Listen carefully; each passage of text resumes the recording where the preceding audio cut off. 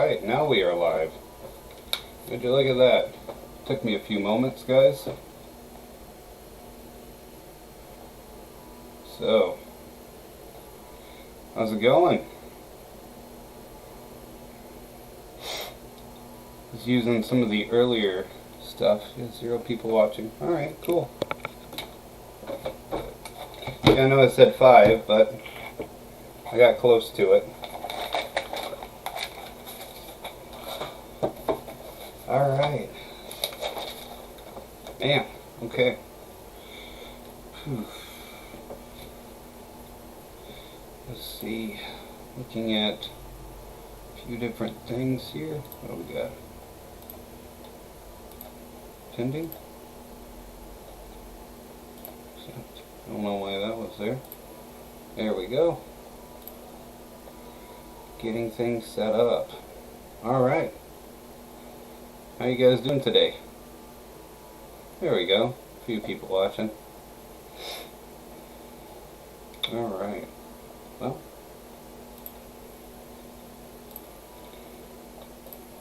We will bring this down here for now. Happy Friday to you too, Brokefang. I wonder if I can just move the chat wherever I want it. No, so I don't have to have this. Yeah, everything is doing well. How about you? Bubba A on MPC. Yeah, I did it. Alright, so let's see. A few things I wanted to go over. I'm still figuring out how to do this live stream correctly. It's not been the easiest, but I have the Discord running. Look at this. I already have a moderator. Oh yeah. We have rules. Really complicated rules. Yeah.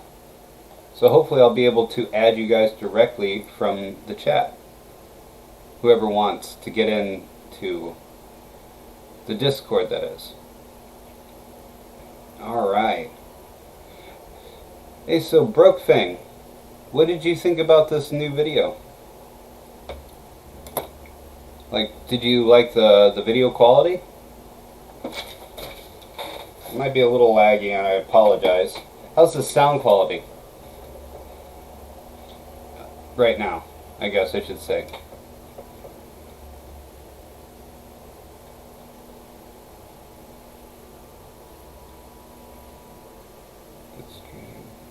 Everything looks good.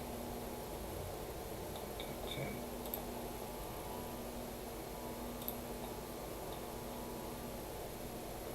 Huh. Alright, anyways. Sounds good? Right now the sound is alright. A little scratchy, yeah. This microphone on this little webcam is not that, it's just not that great. But we'll make do. It's better than the phone, right? And now you can see my desktop, so I can show you guys stuff that I've been researching. So much stuff. We'll just have to keep popping over here to the, You liked the last vid? Thank you. Yeah, I put a lot more time into the editing. I was trying to, overall... Yeah, all good? Thank you, Randolph the Stray.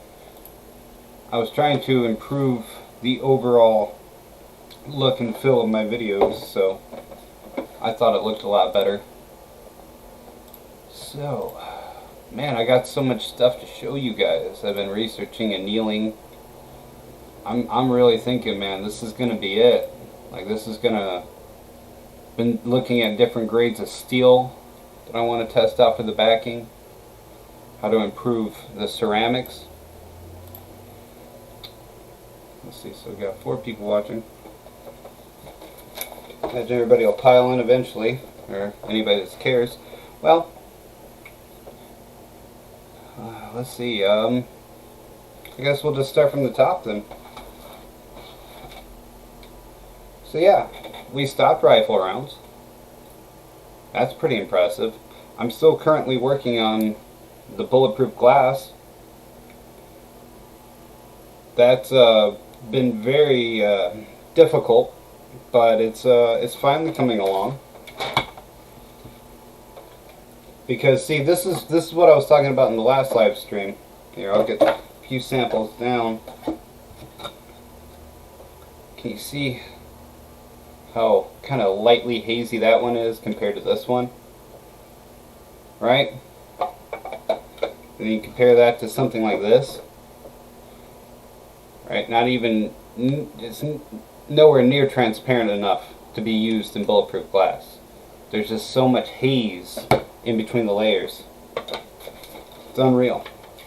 And this was, I have so many samples like that, where the material was supposed to be transparent, or well, the resin was supposed to dry transparent, and it just ends up binding to one or the other of the plastics, either the acrylic or the polycarbonate, and it like partially dissolves it, and it ends up just making it have that just terrible haze through it, you know? And it's quite frustrating to get it just right. So, Discord URL, did you get it? Yeah, you could drop it, Randolph, if you want. Yeah, so Randolph is going to be the moderator on my YouTube channel, or on my Discord channel. He's been helping me set it up. So I thought I could just straight add people, but I think I have to use my Discord for that. So we'll figure it out by the end. Does anybody want to be a part of the Discord page?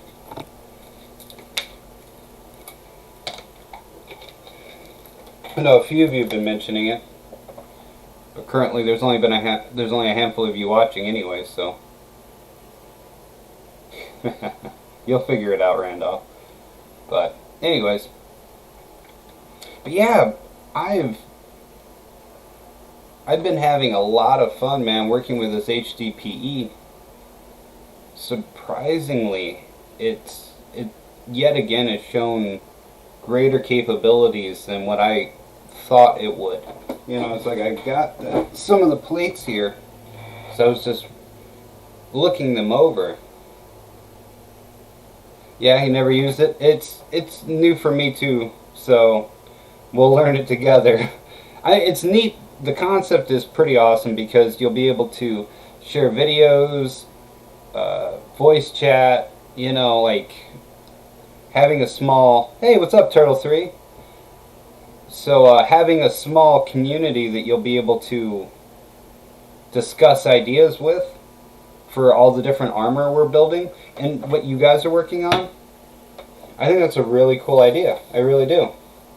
That's why I started setting it up, and you know, and Randolph, he's been helping me out getting it fully set up. Wait, hold on. Actually, I think, yeah, so it is enabled through the general. I'll have to figure out how to get it so it's going straight through. But we'll get the URL up, or we'll get you guys a link here. So whoever wants to hop on the Discord, be added to the group. I just like the idea of you guys also sharing images, you know, because the problem with communicating through, well, the community, you know, tabs and stuff, is that you don't always get a message that someone commented back, and you can't really show anybody what you're talking about. But what's nice about having like a Discord is that we'll be able to show images and actually, like, hey, I'm working on this, and I'll make sure to be on there, you know, consistently. I got it from my phone, so you guys will be able to easily message me when you have a question, and I think that's kind of a nice idea. So, but anyways, so yeah, I wanted to show you guys some stuff that I was talking about, but yeah, right? Yeah. I think you're the one that suggested it, so you get a setup, Turtle. How about that? I'm playing, man. But, I mean, it's a cool concept, and I do like it for what we're trying to do. You know, trying to build armor efficiently at home is not an easy task. Yeah, it sounds cool. It's free to download. I mean, there's no drawback. You're like, well, maybe you'll be a moderator at some point there, Turtle. It's it's free to join. You can download it for your phone or your computer. So whatever you're watching me on, you could probably have it unless you're watching on like a TV or something, right? Like a smart TV. You could probably get it for any other service. I know you can get it for your phone and computer. That's what I have it on. And being able to share ideas like that, I also think that being able to share our knowledge is useful for everybody. Exactly, yeah.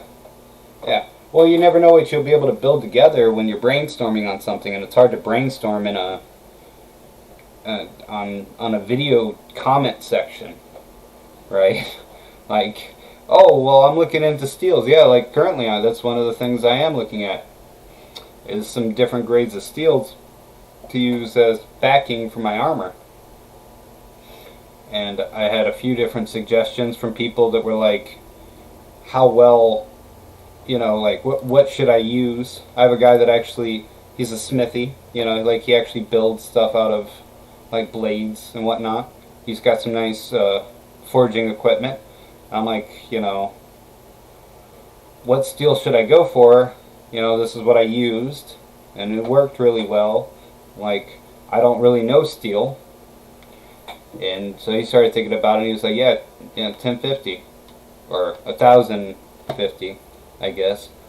Like, that's a good carbon steel that you could anneal and work even cold to get into the shape you want.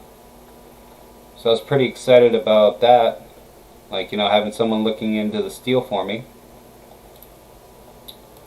But yeah, let's see. I really wanted to talk to you guys about this annealing, because I really think that once we start annealing them, the plates, right, we're going to see even more stopping power. Like, I've just been doing some deep dive, and it makes sense. The the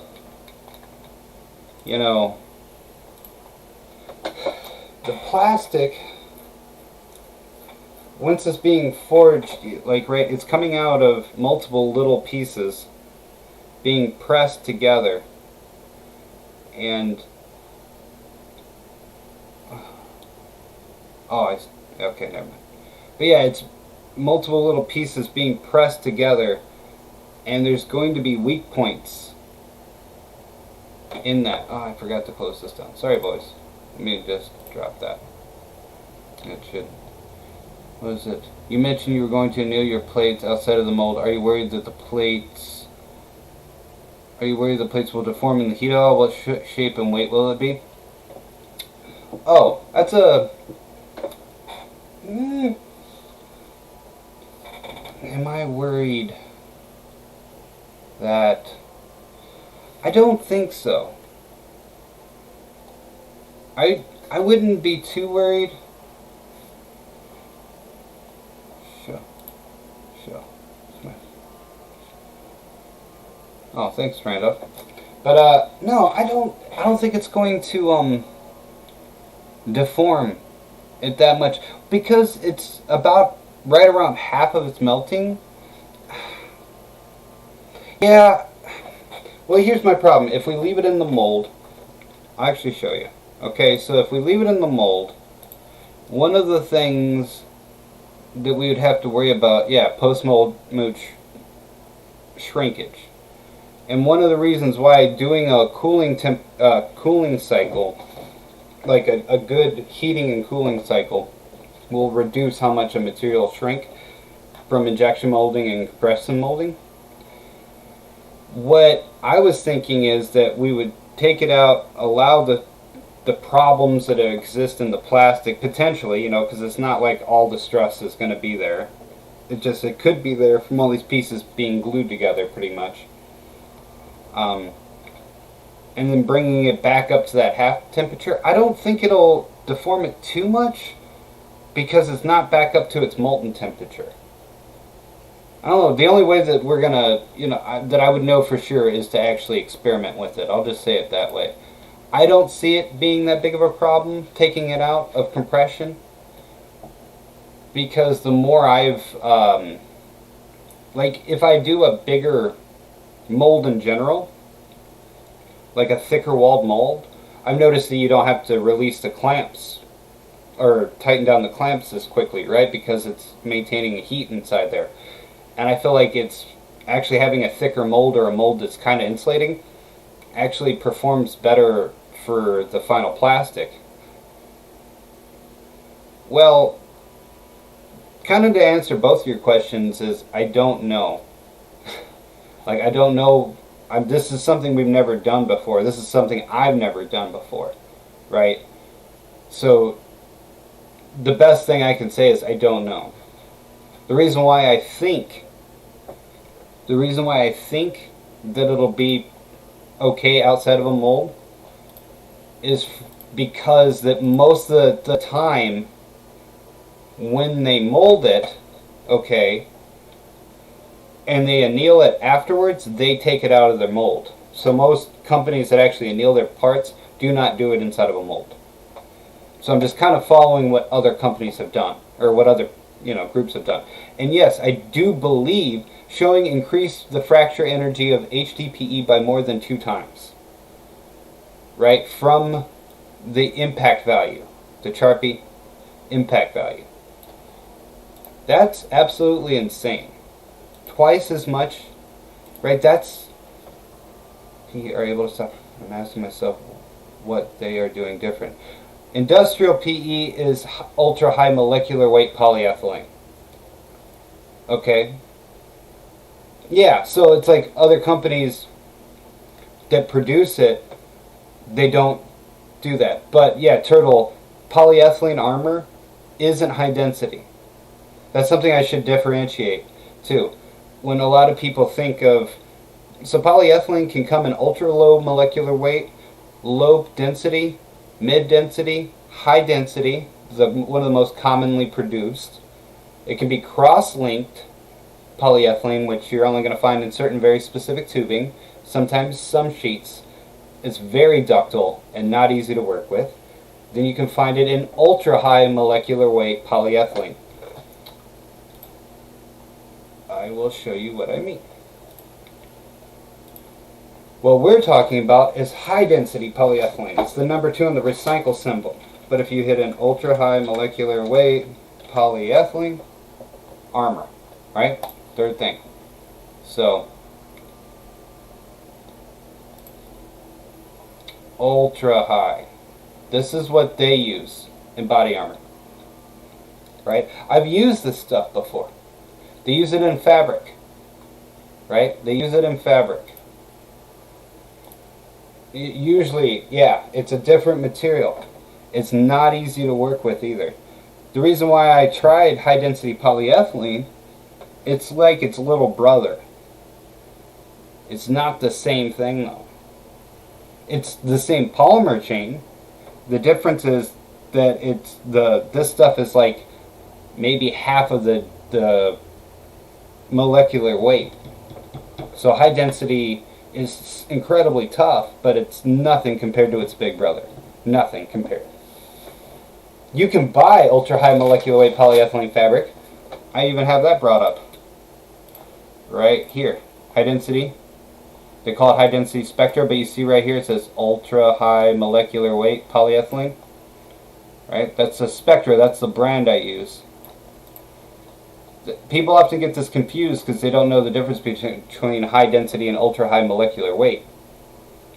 There are a lot of different members of the polyethylene family.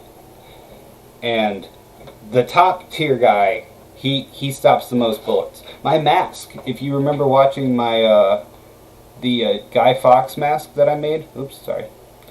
The Guy Fawkes mask that I developed and worked on, that was made out of that fabric, right? And so you can mold that, but the problem is, alright man, take it easy, no problem. But you see that's, so like that's why there's no high density polyethylene armor on the market. A lot of people get that mistake, like so much. When I hear people saying, oh, polyethylene armor or high density polyethylene armor, that's probably where most of the people that watch my YouTube channel, they heard polyethylene and they say, oh, this guy's making it in his garage. It's not the same thing. That's why I'm tickled that we were able to actually stop. So the reason for using high density polyethylene instead of, yes, availability. Like, you can order it. When I started working on my own armor, Turtle, I mostly bought stuff that other companies already produced armor out of, and I was trying to test variables to make my own unique material. There's no reason why we couldn't use the ultra high molecular weight. I think the reason why a lot of people like this is, in a worst case scenario fashion, this is the most common plastic you can find all around the world, right? There's not a country you couldn't go to that you couldn't find some material made out of it, unless you lived in like the real boonies, you know what I mean? Like, it's one of the most commercially viable plastics because it's so tough. So if something happened and you couldn't get to, let's say, ballistic grade Kevlar, and your armor was destroyed, and that also adds a whole different layer because of how easy it is to work with, you know, and the fact that people can just do it in their garage. And so yeah, that's kind of why I did it. I did it because a friend wanted me to test it, and when I started stopping bullets with it, I thought, oh, I should make a YouTube channel, or I should add it onto my YouTube channel. A lot of the stuff that I made for armor, if you remember the Vectron armor and the mask, those were ballistic grade things. Well, the Vectron wasn't actually ballistic grade, but it is a para-aramid, so it's like in the same family. So, but it just goes to show you, like, even commercially, like, common plastics could potentially be used for armor. You know what I mean? And so, yeah, that's one of the big things, was the fact that you could rapidly prototype if you get a hold of this stuff. Even if you had to order sheets of high density polyethylene online, you can, you know, it's going to be way cheaper than the ultra high stuff. Way cheaper. And you can melt this stuff down and fabricate it into a mold. You can't melt that stuff down. It doesn't work the same. Like, you get it up to its working temperature and it won't, you can't press it into a mold the same way. You have to, it's a lot more difficult to mold that stuff. That's why they often use fabric. They weave it into a fabric and laminate that fabric. So, that makes sense. Alright, so anyways, got any other questions for me? What do we got? Yeah, you understand that? Yeah, it's more the fact, that's why I came back to it, with so many people wanting to see it. I thought it was just impressive that you can mold little milk jugs, rope under tensions to make plates. Sorry if someone asked. I just got here. No, you're fine. I don't think you can mold Dynama. I believe Dynama is ultra high. And if it is, I think it's the other brand, isn't it? Of ultra high? Dynama? D-Y-A... Did I spell it right? How is that spelled? D-Y-N-E-E-M-A. D-Y... Let me just copy. Wait, what? Yeah. So it is ultra high. That's what I thought. I was just... Yeah, okay, so it is ultra high. I don't know. I don't know if you could compress it. Like, legitimately. Because ultra high molecular weight... Let's see. What am I looking for? Polytetrafluoride, no, better abrasion resistant. Structural properties. The weak bond between the allows. Its melting point is around 130 to 136, and according to Sonophanes fibers at temperatures, it becomes brittle as below temperatures. Okay, maybe you could. I thought it damaged the molecular structure when you heated it up to its melting point. Well, that temperature range is actually lower than high density. Right? I mean, we molded high density at its melting point was at 350. So yeah, technically, bud, I don't think that would be a problem. With the puck. Yeah, you definitely can. You can laminate the sheets together with that for sure. It doesn't take to resin easily. It doesn't. That's what that mask. My mask was the Para Aramid.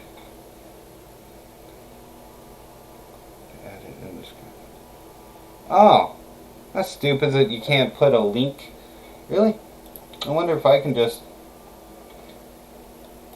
do this. I wonder if I can just...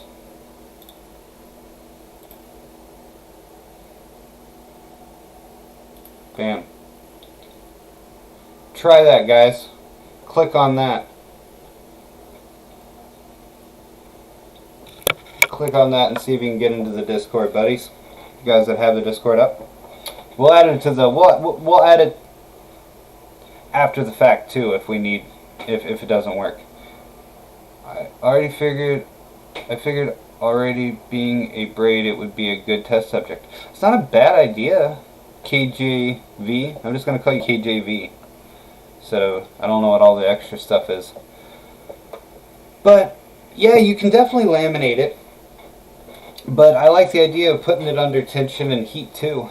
I didn't realize that ultra-high, because that's what that is. It's just ultra-high molecular weight polyethylene. It has a lot of the same characteristics as high density. Like, a lot. The difference is it's incredibly strong. Like, the strength is on a different magnitude.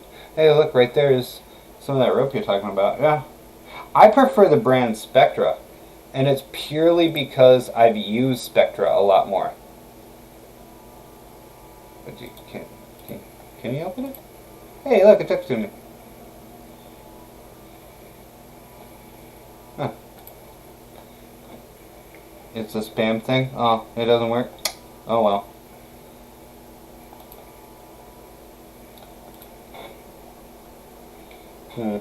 Well, anyways.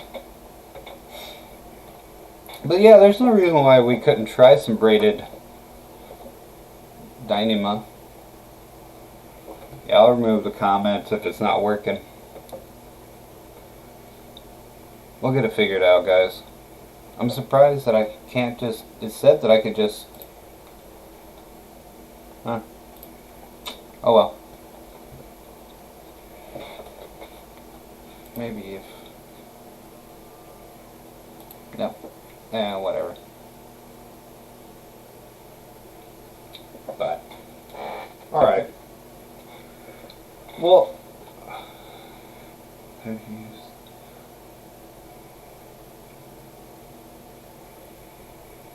Oh, you were able to join? Sweet Turtle. Awesome. Good, good. Have you thought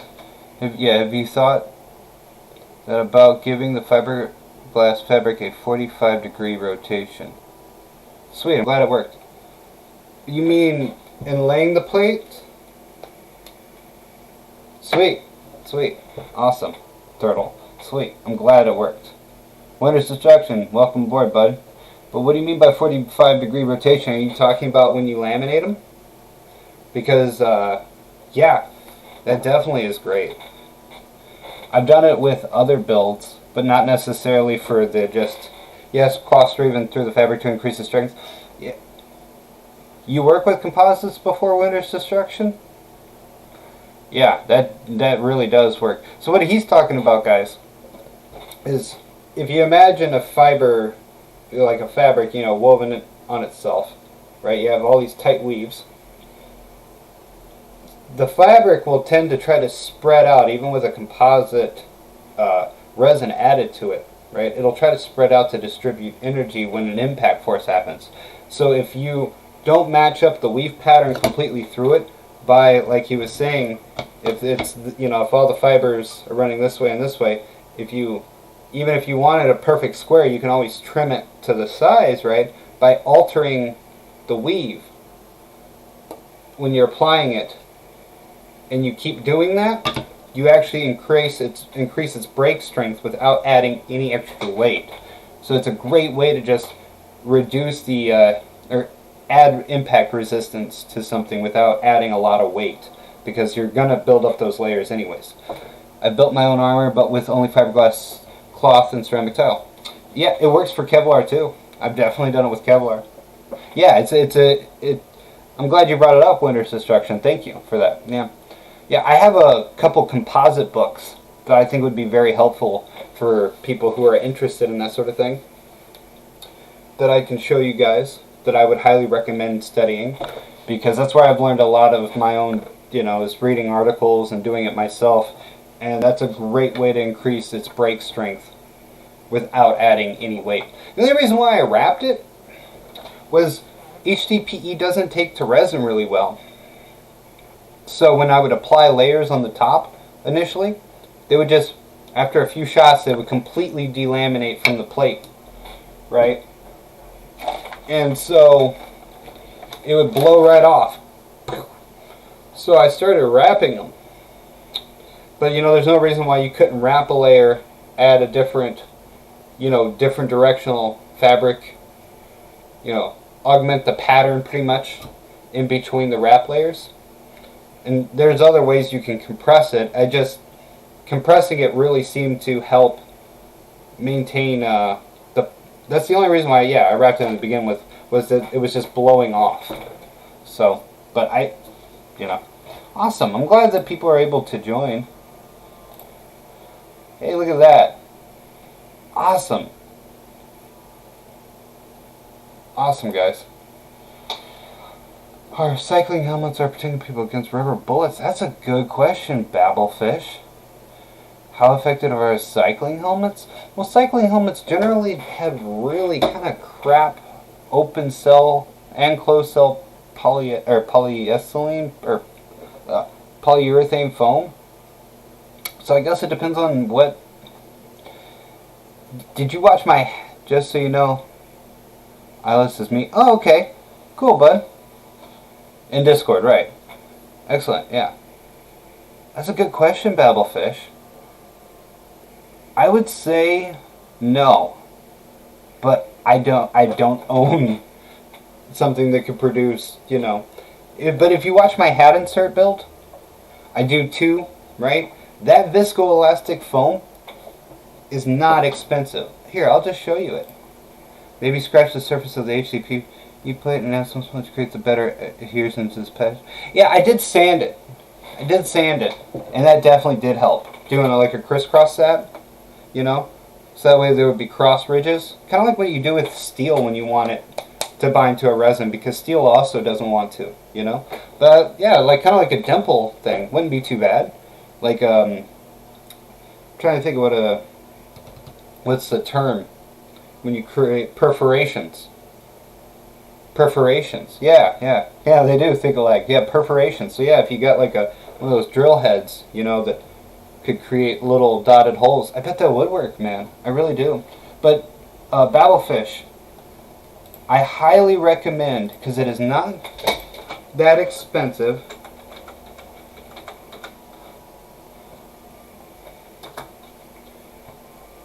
Looking into this company, they actually had a bad rating out there. I wonder what happened. This stuff, maybe I don't know, are slowing their productions nowadays.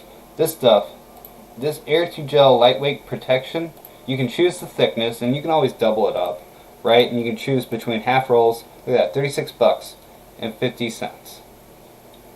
Unbelievable.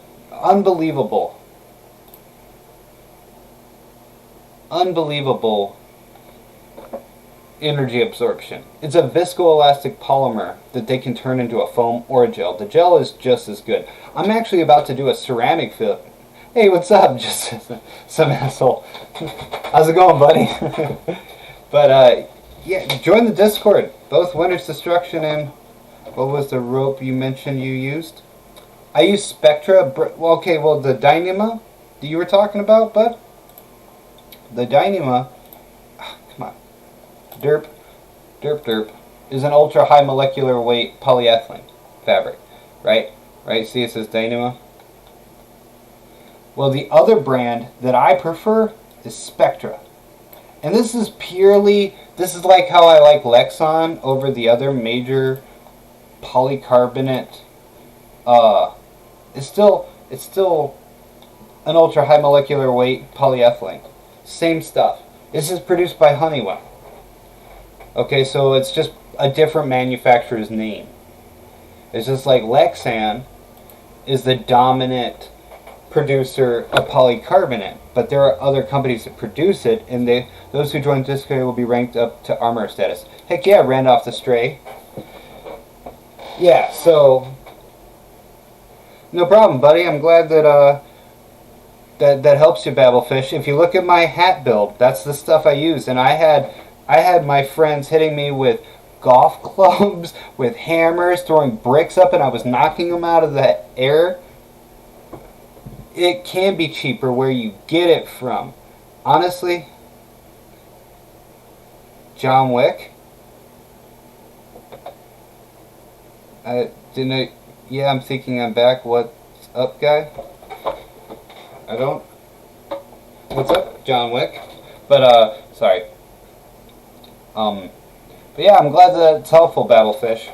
I would definitely look into the gel and look into the foam. Like, because it really depends on your price range, but man, you can get away. And like I said, look at my hat build. Alright, and you can see how easy it is with just some contact cement. You can put that in, and so you could even take a pre-existing hat, or sorry, not hat, helmet, and you can make it really, really tough with that viscoelastic. It distributes the energy better than other types of foams because of the nature of, well, a viscoelastic, which has both a viscous property to it and an elastic property, right? And that's why they use it in military armor, the trauma pads, to stop ballistic rounds, or high, not caliber, but high velocity rounds, because they impart so much energy that even if you stop the bullet, you're still going to have like a broken rib, a bruised lung, just all the sort of stuff you don't want. So that's why they put trauma pads in vests, is because, just because you stop a bullet doesn't mean you survive, technically. Sorry, where can I find Discord? I'm a bit late. If you actually scroll up here, I'll drop another. I will drop another bloop bloop bloop. I will drop another copy. Here you go. Here you go, buddy. No problem. Yeah. But there you go, bud. Anybody can click on it, join up. We'll talk about armor and gadgets and all sorts of other stuff. No problem, man. Have fun over there. Got a moderator setting up. Simple rule is just be respectful to each other, and let's build something awesome. I'm glad that was helpful for you, Babblefish. But yeah, that's if I was in a situation. I live in northern Indiana, so I'm not too worried about getting hit anytime soon. Anytime soon with something that dangerous. But I would definitely go viscoelastic polymer. If I couldn't mold my own helmet, I would take a pre-existing one and put either a gel or foam. Even like as crazy it is. There's Suborthane, which is one of the earliest viscoelastic polymers ever developed. I think it's Suborthane. Yeah, it's what Dr. Schultz inserts are made out of. I know it's like that's a lower density, but the higher density ones are like these rubber pucks you can order, and they are super dense, man. If you look up Suborthane videos from like the old 80s, they would take these huge pucks and they put them on their hand. They'd take a hammer and they would just slam the hand just to demonstrate how much it could distribute the energy. Now that was quite heavy, but if you couldn't get a hold of a nicer viscoelastic foam or gel, I would go with the Suborthane. But I would try to steer towards the stuff the link I sent you to, the Shock Tech stuff, because it's so much. It's my favorite one This stuff is so good. And if you can afford the gel, right, if you can afford this, because you can get it in different thicknesses and you can build it up, right? You can get a half roll to a full roll, but you see it's $100 for 4.5 square feet. You can go down to the eighth. That's not too bad. $67, right? The foam is great too. Don't get it messed up. It's just, you know, and you can go all the way up to 3/8 of an inch full roll. Let's see what that is. What's the maximum? Come on. 109. So for the full 3/8 inch, and it does adhere to itself very well. So if you wanted to build it up with just simple, you know, so that was an interesting question. Thank you, Babelfish. I actually really enjoyed answering that because I like trying to put myself into a situation of trying to figure out like how I would do something if I was there. You know, like when I can't remember who it was, but there was some younger kid that got like just bodied by like a bike lock out at this college. He just got right over the top of the head while he was just standing there. I remember watching that and like regardless of orientation or political thought, like none of that. Like that kid could have died. Like we're being honest. And he wasn't antagonizing, but it's like regardless, if I was just there, right? There have been plenty of people who've been attacked in not just those situations, just in general everyday situations that didn't have anything to do with whatever else was going on, right? Wrong place, wrong time.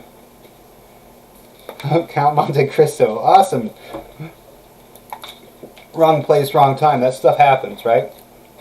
And so what do you know, if I was going into a situation, if I was going into a protest, if I knew I was going there, right? Yeah, you can't overstate the value of head protection. Yeah. Well, but if I was going to a protest, or if I knew I was going to be in a place where a protest was going, I would want to be protected. If that makes sense. Like, it's not necessarily that, you know, yeah, either way. And you can't overstate the value of it. Yeah, exactly. You can't overstate it. And I just love that, you know, it's like, that stuff can knock you out. You know, like, those things can straight up, like, wasn't there a kid that, like, lost his eye? He got shot in the eye? And you're like, oh my gosh, because it's meant to ricochet, right? If I was reading it correctly, those are meant to ricochet. They're not meant to be taken head on. Yeah, thanks, Randolph the Stray. So, yeah, but either way, that's the direction I would go. Sorry, Battlefish. Maybe wear body armor when going to a protest. Is it? Oh. Well.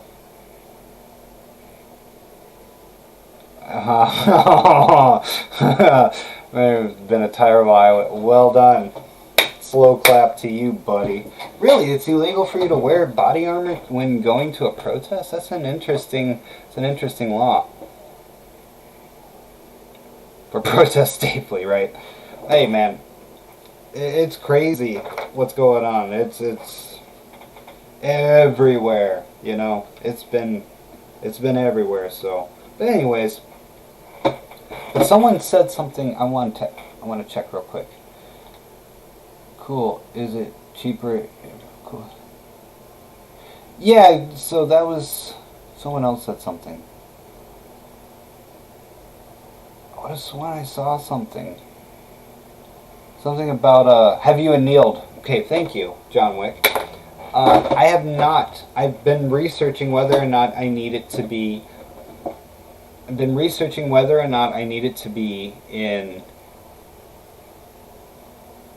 Yeah, I guess that's true. Wearing body armor, you're more likely to start violence. Well, yeah. Just don't let them know that you're wearing body armor, huh? You're like, I'm just wearing this shield so I don't get hit, right? It's like, so I can stop people from hitting me. That's what I'm doing. But, no, I have not annealed it yet. I'm working towards it, though, because I just ordered some nitrogen gas. Because there's been conflicting points. There's only been, like, Yeah.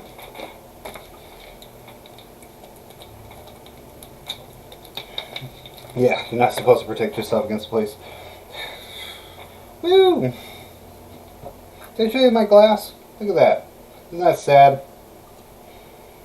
That's a wasted piece of polycarbonate and acrylic. Anyways, but I have not annealed it yet, John Wick. But I'm going to really soon. Hopefully after this weekend I'll have the nitrogen tank. There's only been 1 or 2 articles that I've read that said that you needed nitrogen-rich environments. Everywhere else doesn't seem like they'd use that. So I'm like, well, now I have to try it because there's a potential there for it to be even stronger. But I don't know. I'm gonna get it and try it just the same. What I'm gonna do is I'm gonna set up 3 plates, same amount of weight. I'm going to make one no annealing, right? I'm going to make one annealed, but without a nitrogen-rich environment, and one annealed within a nitrogen-rich environment. And then I will test them. Yeah, exactly. I'm going to try both of them. We will compare them on a brake test and shooting test because I want to see which one. Because nitrogen can be easily found at welding shops. Conspiracy Cats. What's up? Interesting name. Cute little logo. What up? 13 people watching. Woo woo. Join the Discord. How many people did we end up getting in there? Hey, look at that. 1, 2, 3, 4, 5, 6, 7. 7. Nice. Why do things weigh more underwater? Conspiracy Cats. We talk about body armor here, generally speaking, Mr. Conspiracy Cats. Why do things weigh more underwater? I don't think things weigh more underwater. I think they weigh the same. Oh, you mean the feeling of why? Like when you're keeping them in a fluid? Like a considerably... You know, then we should also compare the annealed... Yeah, buoyancy. I thought it was... Why does body armor weigh more under... That sounded kind of dense if you ask me. Okay, I think we should also compare the annealed HDPE to regular glass fiber plate with epoxy of the same weight. That's not a bad idea. No matter what, you're going to reduce the thickness, right? If you cut out the high density polyethylene. What I want to do... Okay, so... There's a lot of questions to be asked, right? Obviously, if you took just the fiberglass away from the high-density polyethylene, the amount there wouldn't have been able to stop the calibers that were stopped, right? Or just any of them. But the addition of high-density polyethylene, when it's compressed, was able to stop higher and higher. So the question is, to me, how much do you actually have to compress this stuff? And is fiberglass the best thing? Because is it from adding a tensile layer, compressing it, that when we're seeing the greater reduction in bullets being able to travel through? Is it the fact that the plastic, like I said, can't move out of the way because it's laminated into those areas, and when those areas become delaminated, they can actually go through, because then you could just apply plates to the front if you use the right kind of resin. There are other variables to consider with high-density polyethylene. Can you say things do not weigh more?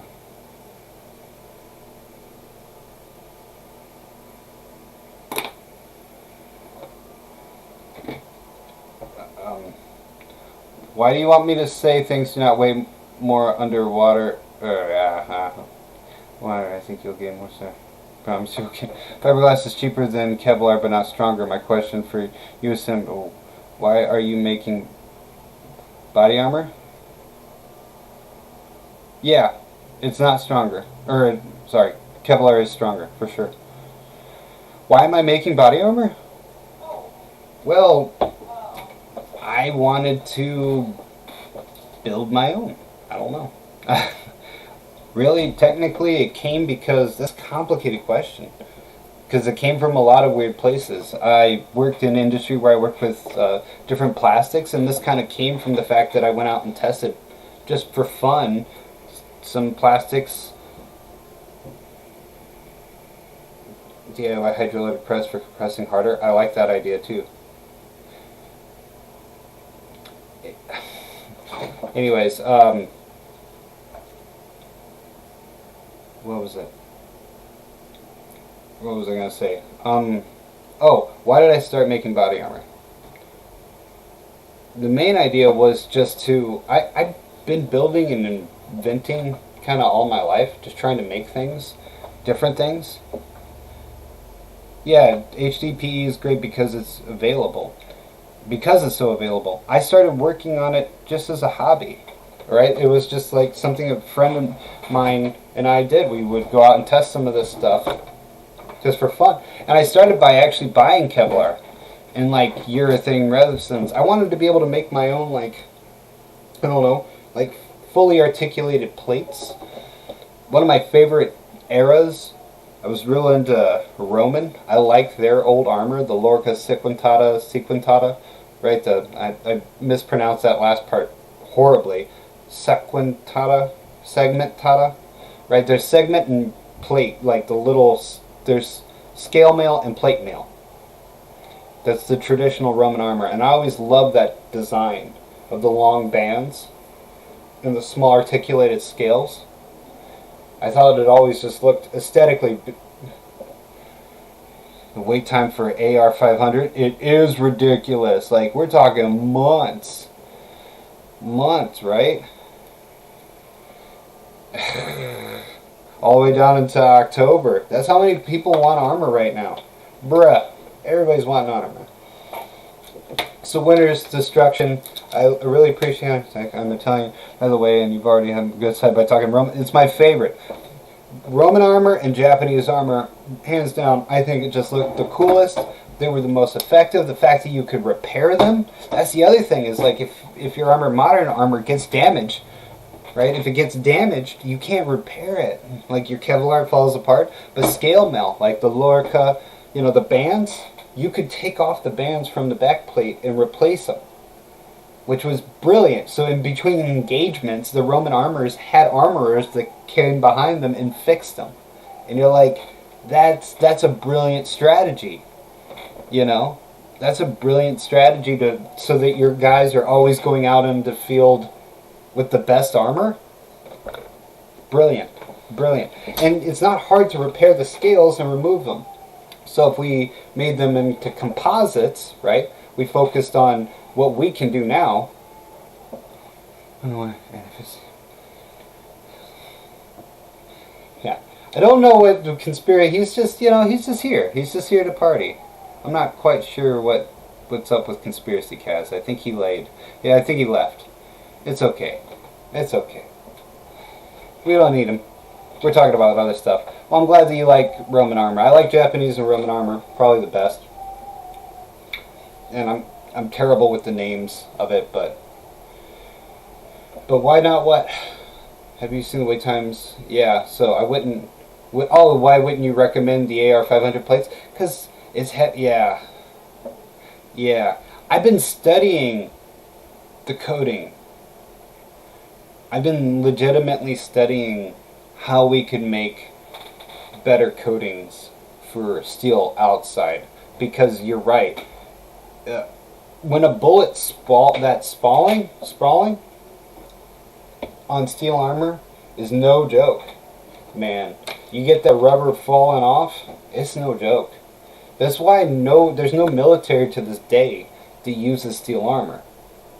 Right? It's heavy, it's bulky.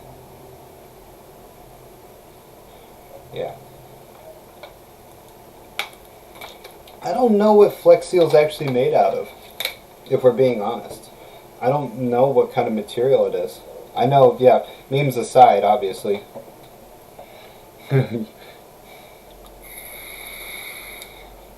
Linex? So it is a polyurea. Since similar. It is a polyurea. Okay.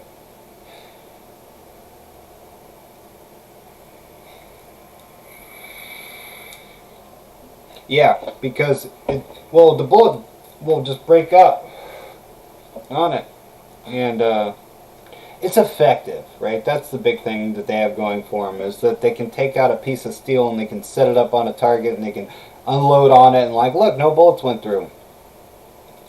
Like, yeah, that works, but and it has little back face deformation. I mean, they got a little bit going for them. It's not something I would. Yeah, exactly. Put cardboard below steel plates. Yeah, because the fragmentation, the spalling, right? The sprawling. When the bullet hits and explodes, it sends fragmentation everywhere. And if that's on your chest, think about where that's going. Right? Well, no, and yeah. And people have died from a bullet stopping on their steel and getting it like put like in their neck and throat and stuff, you know. So I would make plates or a TSG Extreme 3 Plus plates. Yeah, I don't really follow too much of their. I mean, I do watch what other people are doing. I just get jealous. I wish I could be at your place building armor. This is what I wish I could do. One day. Spall, yeah, is not fun, for sure. It's vicious. But if you want to see something real crazy, doop. Let's see. Right here. So, this is something I've been looking for a long time. This was a patent filed that is now expired, right? This is an older patent. And pretty much the abstract. The method of producing synthetic resin composites with small size magnetic fillers. A magnetic field is applied during the composite forming to improve mechanical properties. So, the idea was, there are 3 things that you gotta watch out for: stopping the bullet, stopping is fast enough to prevent severe blunt trauma, and stopping the spalling. Yeah, for sure. Yeah, okay, well, it's okay. It's okay. I mean, maybe if we can reduce that spalling, it wouldn't be that bad. But anyways, that thing I just showed you, the idea is that I've been working on is producing my own ceramics by taking silica carbide, boron carbide, and tungsten carbide powders, and I've been infusing them in a resin and compressing them down, and they've actually done pretty remarkable when I've been after playing with the ratios. None of them performed to that top thing that I would have been really excited about, but they did perform good, right? And so what I was thinking was, what about using some sort of material that you could theoretically align into a composite or in a resin by using magnetism. Kind of like how a ferrofluid works, if you're familiar with the ferrofluid, but the only difference is I'm not pulling such a strong magnetic field. I'm just trying to get the particles to align in a direction. Yeah, alright, I can do it. I have video footage. I can't plug it in right now. I can show you. Dang it. My camera and my microphone and everything is taking up my only 2 plugs. Yeah, I'll be able to show you guys something that soon. When I do my ceramic video, I'll show you some footage of the stuff I've tested. I've stopped to 5.56 with it. 3 of them. But on the 4th one, it was so disintegrated. That's why I wanted to do a video on making a ceramic be able to take more damage. And I was saving it because I really wanted neodymium magnets. I'd probably use electromagnetism. Like, I actually have electromagnets, hooked up in a relay, so that way I can adjust how much current is going to them, so we could objectively have multiple magnets pulling on whatever the plate size, you know, we could adjust the height on it, so then you could turn it. That's how they do it in that that patent.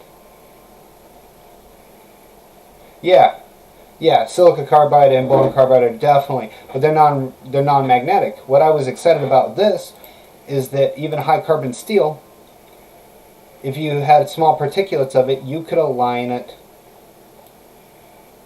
in a magnetic field. And you technically could, you could do it to tungsten carbide too, because tungsten carbide is weakly magnetic. It's not, you know, it's very weakly magnetic, but it's still weakly magnetic. And the one that's worked the best, because I've tested tungsten, silica, and boron, I'm mostly showing you guys the magnetic thing because that's something I'm interested in continuing to pursuing, like building up the best composite I can, and having metal or ceramic infused resin applied to the layers of the composite. Kind of like, have you ever played with JB Weld? Do you know what JB Weld is? Anybody? It's like this polymer clay that's mostly steel particulates. You can buy it at any hardware store. But you'll notice there's an outer ring and an inner ring of a darker color. Once you knead it up into a ball, it gets hot, and then it turns hard. It's because then it's epoxy and steel resin mix.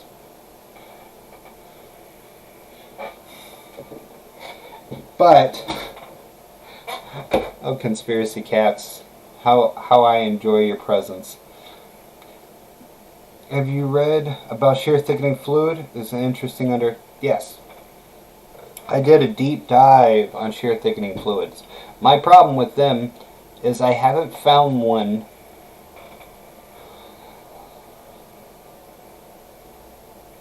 Alright, cool, man. No problem, man. Take it easy, just some asshole. Yeah. But,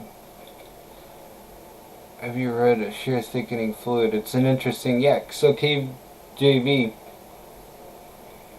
I am interested in that stuff, but one of the main problems with shear thickening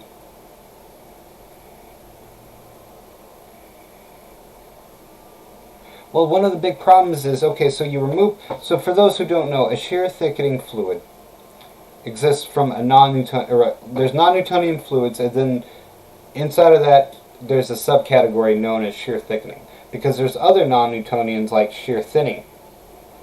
So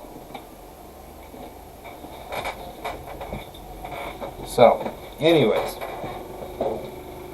but one of the big problems with it is it's what was I going to say? Oh yeah, the temperature range. The temperature range where it's actually effective.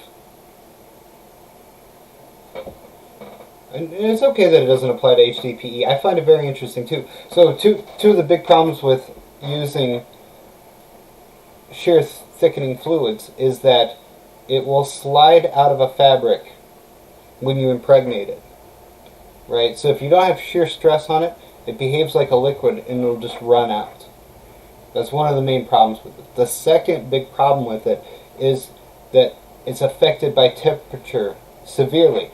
The warmer a shear thickening fluid gets, the more likely it is to turn very thin, and it won't react the same way it did if it was cooler, and if it's really cold, it'll turn hard. Now, you can easily do this experiment. If you buy some cheap cornstarch, mix it in some water, everybody knows you get like this oobleck stuff, right? You can roll it into a ball and you leave it in your hand and it turns into a slime. If you cool it off in your refrigerator and take it out after 15 minutes, you'll notice that it won't melt as quick. Right? If you took that same amount and you put it on the stovetop and you heated it up, you notice that if it wasn't too hot that it was burning you, you couldn't get it into a ball shape. That effect is very limited in its temperature range. There are some that are considerably more stable, but you have to find one that's like legitimately from like 130 to the negatives, because that's where, depending on where you live, what you could experience. So it is very interesting. I love it because it's such an energy of, you know, you're not going to find, like, it's remarkable how much energy it'll absorb and stop. And the idea of having thinner plates that have a liquid that, and it's self-healing. When you take the shear force off of it, it'll melt back down. So if the underlying layers aren't damaged, you theoretically could have you know, like, it would be able to take more beating. Armor that actually had it, if you can find one stable enough in a wide enough temperature range. So I've definitely looked into it. Yeah. Alright. Well, we've done an hour, boys. I know last time we went almost 3 hours, but... So I just want to briefly just cover, yeah, so I'm still working on annealing. That's going to definitely be something really soon. Obviously, I've talked about molding my own ceramics. I've worked on some tests on that. There will also be like cool suit apparatus coming up really soon, and bolas. And then we'll actually get back to HDPE. And I'm working on bulletproof glass. I needed to buy a few more sheets to test it out. I'm just glad that yeah, we were able to get, you know, a good group of people inside of the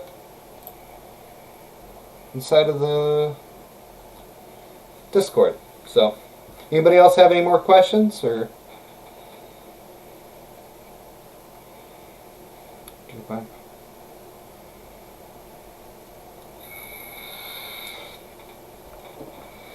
That's not off question. I think that's directly on. I've tried to impregnate fabric into it before. I could try again. I think if you, I don't know how you do it. I guess if you, did very thin layers, right? If you made like really thin plates first, and then pressed it with fiberglass in between it, is that what you're saying? Like, or do you mean like folding it up in general? Because I did that with nylon, but at the same time, I never wrapped the nylon ones. So, who knows how effective they would have been? You know? I could try it. I'll make a note of it, Turtle. You'll get your video soon enough, Mr. Turtle. I actually I shot something out of a half-inch sheet of polycarbonate with 2 ceramics. It was in all the glass footage that I did. Knock that up. Whoops.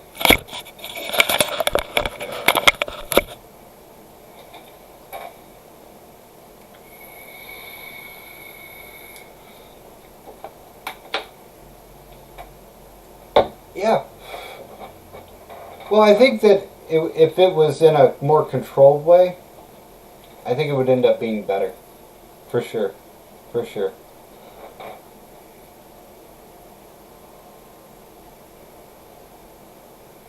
So, alright.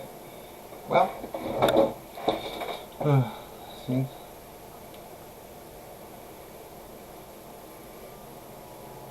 Yeah, well, it's because it's usually comprised of actual spectra or dynama fabric.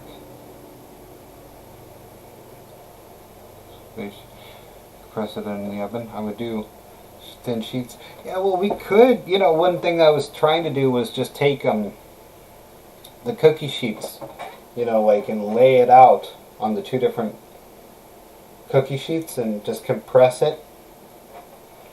Like, I'd roll it out and then compress it between it, allow it to cool, and then you'd have like really thin layers, you know, or a thin sheet of high density polyethylene, and then cutting that up and then stacking it up. So I could see it giving it a shot. You know, that was one of the first things I did, was try to impregnate fabric inside of it.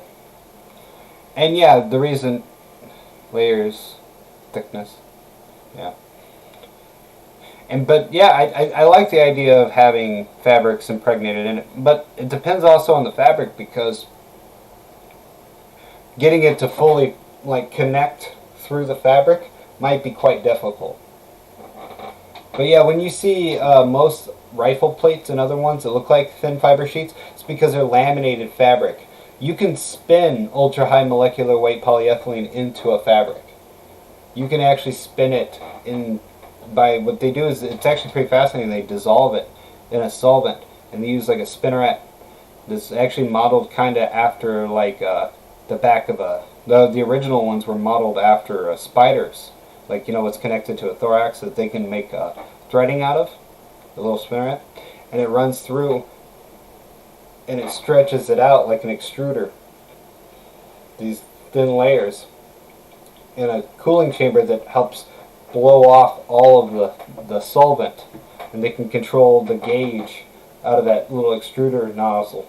And they have thousands of these running, and they build up big bundles of the fabric. That's how a lot of synthetic fabrics are made, is either through a heated process or a solvent process. So when you see it and it looks like a bunch of fibers laminated together, it's guaranteed it is actually like a plastic fabric, pretty much. I mean, most of us are wearing some form of, so it's not a far cry to think that, you know, like a lot of synthetics go into our fabric today, and we're spun that way. So, but I like the idea of adding fabric into it. I'll try it. What I'll do is I'm going to do annealing test. I'll try fiber impregnation tests, right? And then I'm going to do a little bit with ceramic and steel testing, and then we're actually going to get into the chest insert, because I figured the next video was going to just be me building the vest inserts. But now that we've actually stopped rifles, it kind of raises more questions, right? So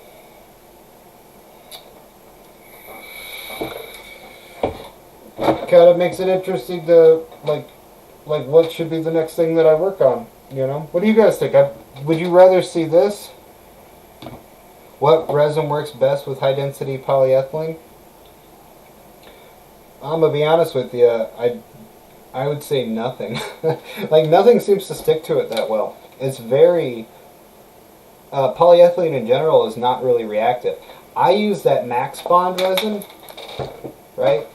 I use this stuff, and that seems to be my favorite.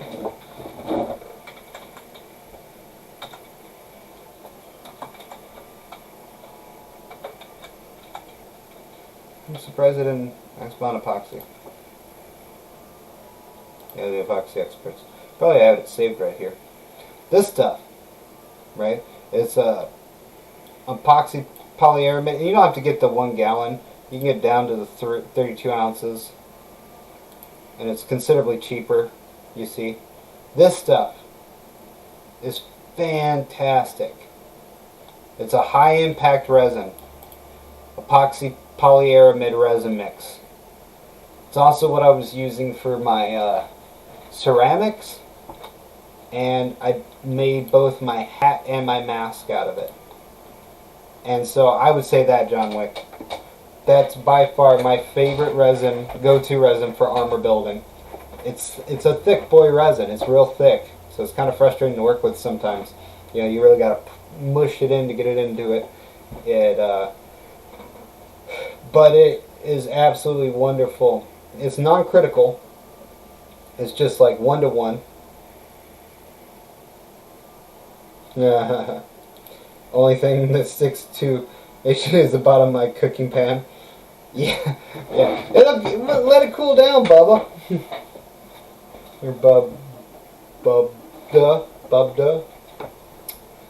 Just let it cool down. It'll pop off, right? But no, I would probably say that's the resin I used in this last build, and it works really well.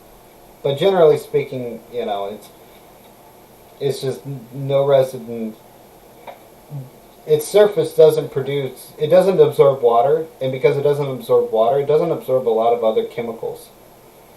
So that's why it's great for food containers. That's why so many food containers are made out of high density polyethylene, is that other things won't leach into them. But that also means you can't really make a molecular bond with it with other material, right? So you can't do hybrids with it. I mentioned that on my last live stream. You can't hybrid it.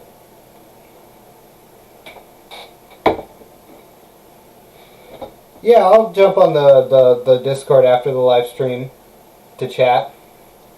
For sure.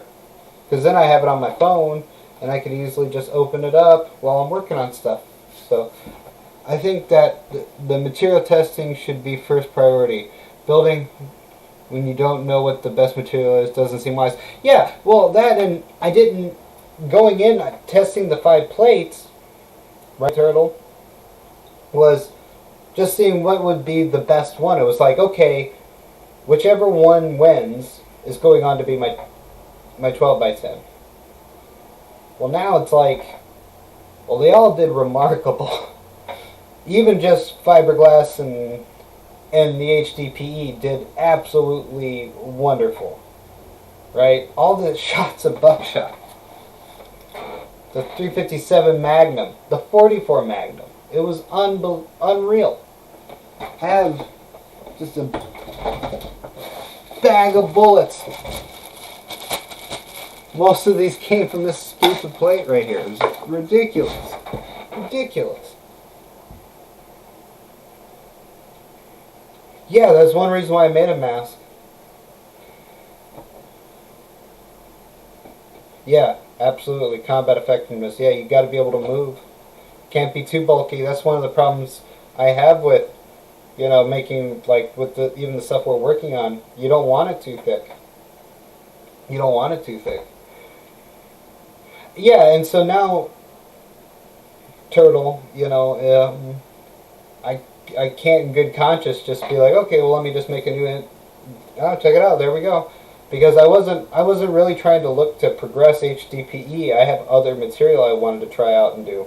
But now, I'm going to ride it until we're done with it, you know, until we find that upper limit. Especially I know that we can anneal it.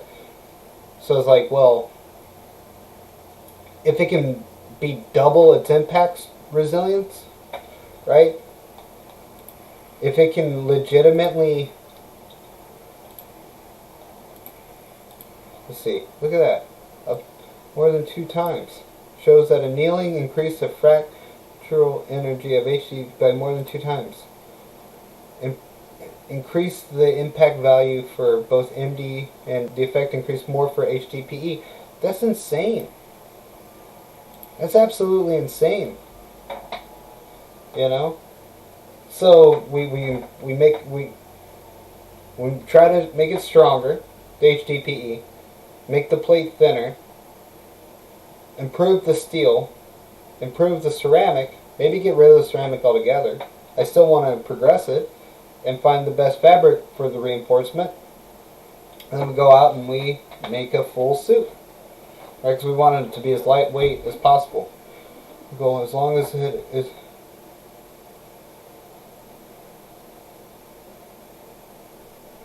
Yeah. Stopping the M8 A1. Isn't that the 556 steel cord? Is that the M8 55A1? Am I correct on that? Isn't that the steel core armor? Well, excellent. Winter's Destruction. Welcome aboard. We're gonna do it.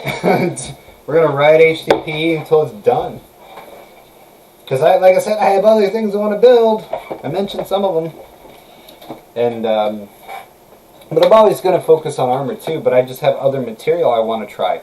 HDPE isn't even the top dog. Like we've talked about ultra high molecular weight. But ABS is fantastic too. Polycarbonate, the stuff we make bulletproof glass out of, is wonderful. Heck yeah. We're gonna party, Winter. Winter's Destruction. Ooh, with an exposed steel tip. Yeah, is it? Wow. What is the notion for the tungsten ones? Because I know that there is. I don't know if they make them for 556 though. Do you guys know that offhand? Yeah, the 308. I stopped, or we didn't stop. Sorry, we tried to stop the the 7.62 by 52R. the Russian kind of equivalent, the thing that shot out of the Mosin they got, and that did not stop.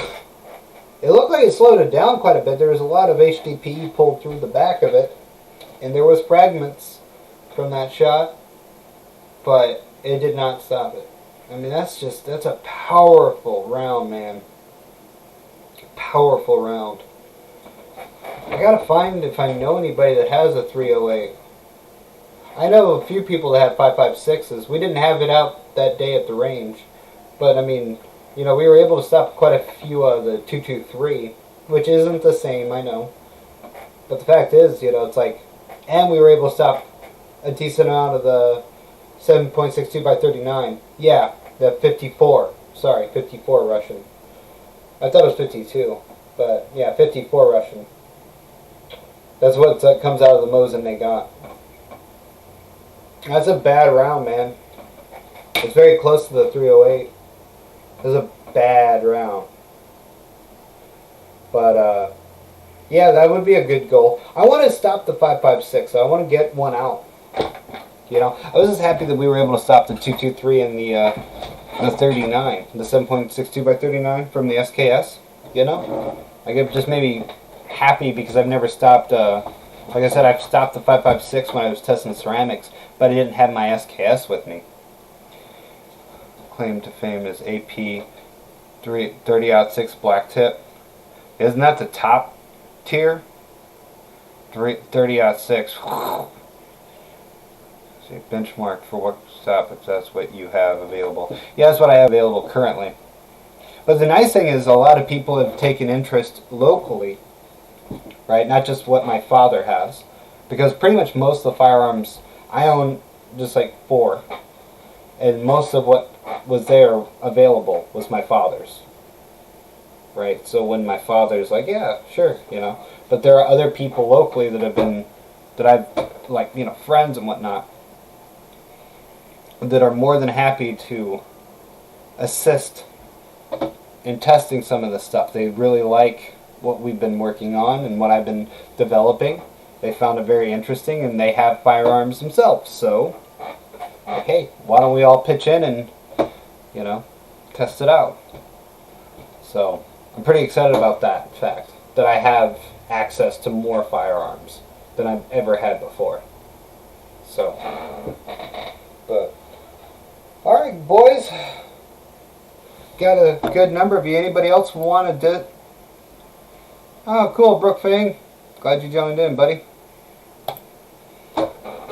Anybody else have any questions for me that don't involve anything underwater being lighter than things or heavier underwater? Unless it's armor related. Conspiracy cat. I'm gonna, you know what, conspiracy cat, I'm gonna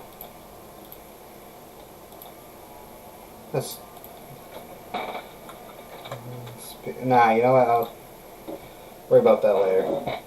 I was gonna, like, let's look up this individual. But any more questions or comments, fellas? Yeah. I'm gonna find out. Let's see what are your interests? Is the hunting round 308 the same as the 308 you guys were talking about?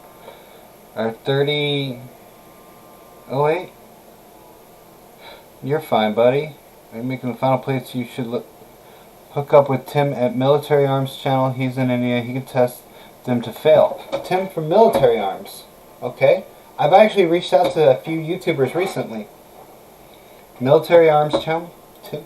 Military Arms.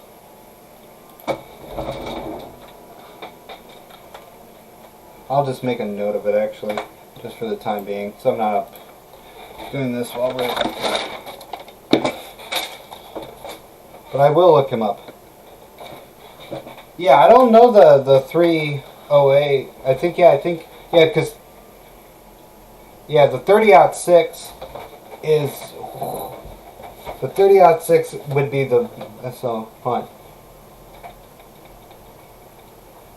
Yes.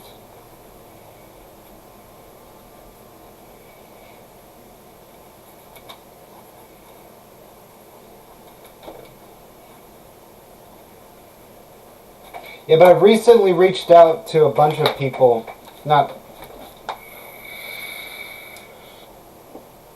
Yeah, the 30-06, that's like the top tier armor you can buy. Stops the 30-06. It's an unbelievable round. Unbelievable round. That the highest level of armor, ceramic armor, can stop a 30-06. Like just one or two shots of it. And that's when you know you've made it. You know, I don't think anybody has on YouTube made, like from a DIY, anything that can stop a 30 or a 308 though. Correct me if I'm wrong. Do you guys know anybody that stopped a 308? Copper Custom Armament? Are they an armor company though? Or are they just...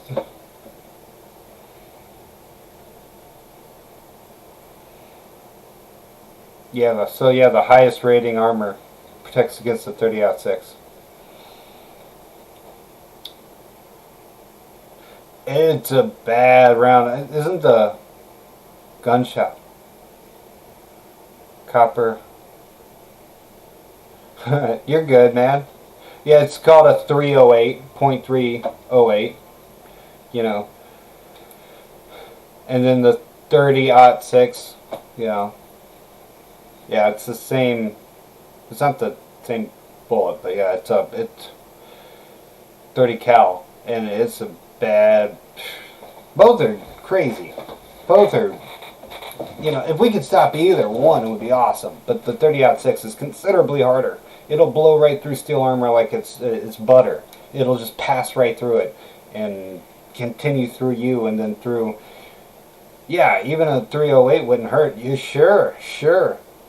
If we can stop the 5.56 with the steel core, I would be very happy if we could stop that, right? Like if we could stop that, I would be very happy. So,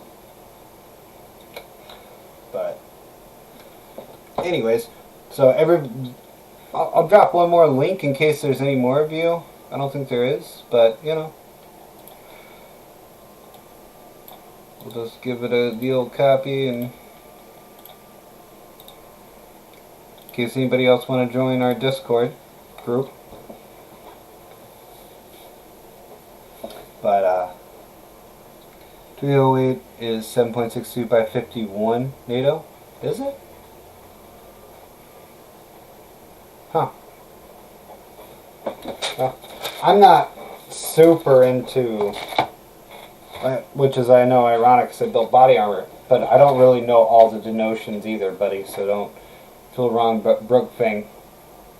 My father is who I get a hold of whenever I have a gun question. 2 different rounds? Is it? See, that's right. Well, now, winner's destruction, you got me confused.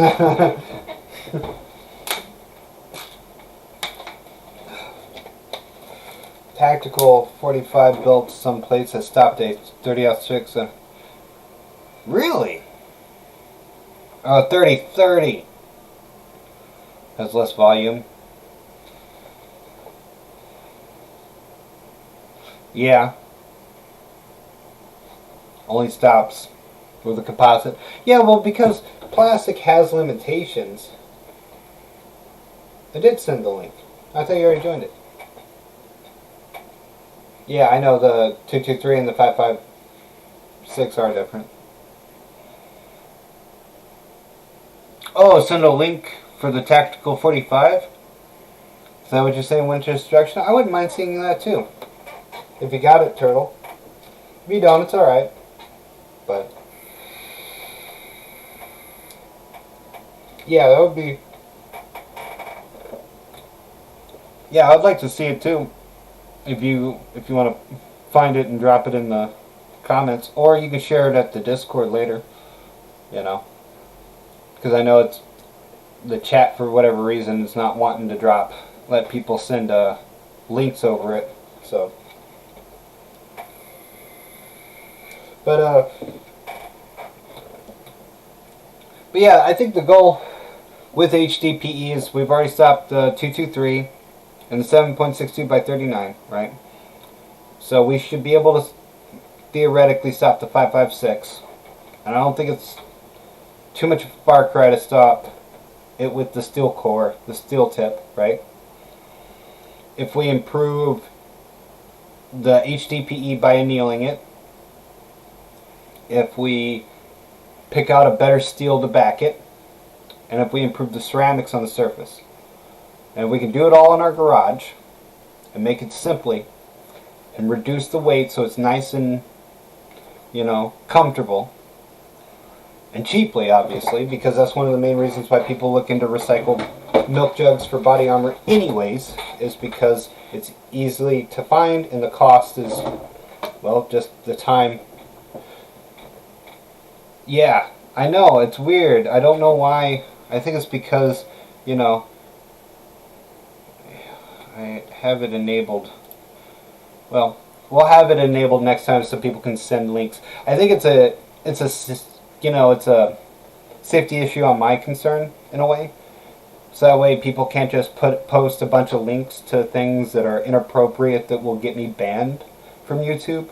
Is why it won't let people just share links. I know there's a way to enable it if you have a moderator. Posted it in Discord. Thank you, Turtle. So if you have a Discord, buddy, you can check it out there. So hop on there and you can check out exactly what he's talking about, and I will too. But all right, guys. Yeah, we'll keep it under 2 hours. It's only eight of us on here anymore. 8 of you, and so I appreciate it. I mean, we covered stuff. We talked about annealing, high density polyethylene. There's a lot of questions I have about it. I'm excited about the next few videos. I really am. I'm excited about starting the Discord. If you could, you know, like and share some of your favorite projects that I've worked on, because I'm trying to grow this channel. I really am. You know, this last video grew faster than any of my other videos. It's already up past 500 views, which is very impressive. I know in the giant YouTube spectrum that sounds so little, but when most of my videos would take weeks and weeks to get, you know, that same amount, and it's only taken a week, it's an impressive feat, you know, and I'm really excited about that. But I'm going to go over to the Discord here soon, because we're still setting some of this stuff up. So I'm glad that already the video quality improved. What do you guys think about, that's what I wanted to ask you though. Brookfang mentioned it. Praise him of your, well, let's hope, right? Let's all work together. You know, we got a nice little community. We can come up with great ideas. You guys have already inspired me to keep at it. What's going on, 7? Time flew by. You got a good thing going. Looking forward. Yeah. Take off, buddy. Take it easy. But yeah, what did you guys think of the video quality of the last video? I really tried to edit it down. I added words to it. You know, I tried to make it look prettier and condense it down. It was only like, it was a 30-minute video, but I didn't want to split it in half. You know, and I thought overall it looked a lot nicer. Do you guys feel the same way? Comparatively to some of my other stuff, I guess is what I'm saying. You know? And then the bullets. That's a lot of lead.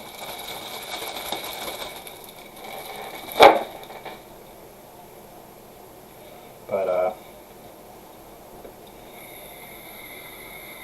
anyways. Nothing. You guys all thought the video was crap. No, I'm just kidding. You guys are all like, man, my video sucked. I don't know what to say. Like, no, man, it was real good. Nah, I'm just playing with you. I'm having a lot of fun with this, guys. I'm enjoying working on it. Edit was on point. The only recommended would be for the control for testing the clay backstops. That's an easy fix, though, yeah. You know what sucked was that first day we shot, it was like over 110 degrees. That clay turned to like jelly. I was using type 1 Romana Plastor, or I think it's ballistic clay, right? The actual stuff you buy for ballistic testing. And it does not want to be in direct sunlight. and I had it on the back of the truck bed because I was setting it up. I was surfacing it. By the time I strapped it on there to the wood, because we built that backdrop real quick out of, you know, a skid and some 2x4s and put those little plates on it. Yeah, it was definitely cooler the second day, which is hard to tell, but you can tell our shirts changed because there's 2 different days. But by then it had been damaged because, you know, like most of the shots though, that 45 didn't even put anything on it. It wasn't, we didn't see back face deformation. We saw some from clippage, but I like the longer ones too, right? Editing, seeing as each video has been better than the one before. Thank you. Within a cooler. That's not a bad idea. Oh! Cooler the clay next. Oh, I get what you're saying. Yes. Yes. Consistency, because that's one of the things when you actually do ballistic testing is that you have to, like, that clay has to maintain a certain temperature because it's a clay, right? You heat up a clay, not like, you know, oven fire clay. We're talking about the kind of clay, polymer clays and stuff, and that are oil based, that never dry. Ballistic clay isn't the kind that you can oven fire, right? It's made for modeling. It's a modeling clay from a company that's been doing it for hundreds and hundreds of years, and it's very consistent. And the density is so consistent that you can get an accurate backface deformation reading off of it. And so that's why companies rely on that clay to get that accurate reading. That's not a bad idea. Yeah, if I had known it was going to turn into just like, you know, the oil was going to start leaching out of it so quickly, I would have set it inside of the car, the truck. About the time I had it up, had the cameras up, strapped it down, and I put the plate on it, and we shot it with the 22. I went up there and I was looking at the clay, and I was like, oh my gosh, you shouldn't be able to just push it in with your thumb. It should have some resistance because it's a denser clay. It's still fairly soft. It's like ballistics gel in a way. You know, it's a little bit softer, but it's dense enough that it won't just be malleable with your thumb. Like, you should really have to move it with, like, scrape it. And if you can just go, and then you're like, oh, that's way too thin. That's not going to give an accurate reading. And that's what it was doing. And there was still no backface deformation until we got up to the magnums. The second we started touching the magnums, oh boy, I mean, that's a lot of energy. It's just so much energy coming off the magnums, you know. But it still wasn't what I would consider a fatal shot. But yet again, how can you accurately depict that when the clay is so malleable that it can be pushed in with your thumb, right? You can't really. But it's not that expensive. You can buy ballistic clay yourself. You know, you can buy. I mean, you just look up ballistic clay. You see? You can see I've already boop boop boop right here. Remember plus. Not that expensive. This is what I use. 15 bucks. 2 pounds right there.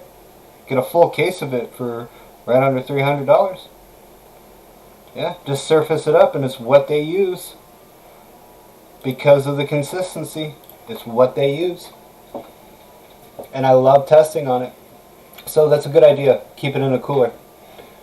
Yeah, next time I'm down in northern Kentucky and it's 110 degrees out, I'll make sure to have that sucker icing in a cooler. So, but alright boys, yeah, we're getting up to an hour and 40 minutes. Any other questions, comments that you want to go over before I close her down? Because I think we'll head off for today. I feel like we've covered a lot of stuff. Annealing, the difference between high density, I think the back isn't as big of a deal as people think. As long as you're below the allowed at 44 Magnum, you should be fine. Maybe achieving less than 35 millimeter would be a good goal. Yeah, I mean, it depends also. The problem with backface deformation is, like, you know, when you're talking about it in a focused point versus over a larger area.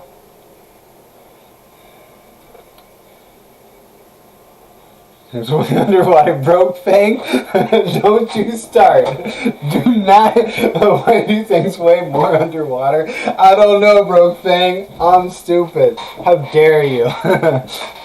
Get that green beard out of here, buddy. You're brilliant. I love it. You're. But yeah, I know. It's not the. It's not the biggest deal. But it's definitely something to consider, right? Because broken, I mean, come the time the John blows it. No! No! Oh, damn it. Alright, well. But yeah, it's definitely something to consider, though. Right? It's definitely... We got to keep in consideration that I don't want broken ribs. I don't want broken ribs and collapsed lungs. That's why we want to reduce the back face deformation. More HDPE, and you're going to be having sponsors in like 100, 500. Hey, man, how's it going? Did you get a link?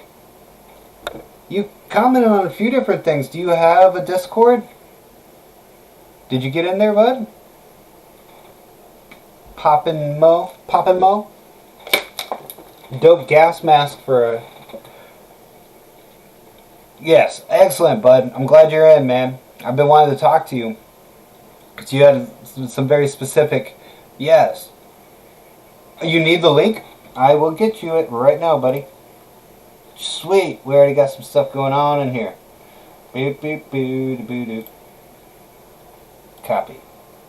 I'm going to just copy it this way. Don't judge me. Don't judge me, monkeys. I will do it.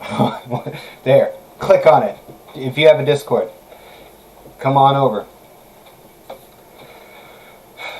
The water's fine. We got some good people in there. Man, it's been great, though. Yeah, I'm going to continue. We're going to write HDPE until we can't stop anything beyond it, you know, and then we'll make the best suit of armor with high-density polyethylene. There's plenty of other plastics that I'm going to try. There's plenty of other material I'm going to try.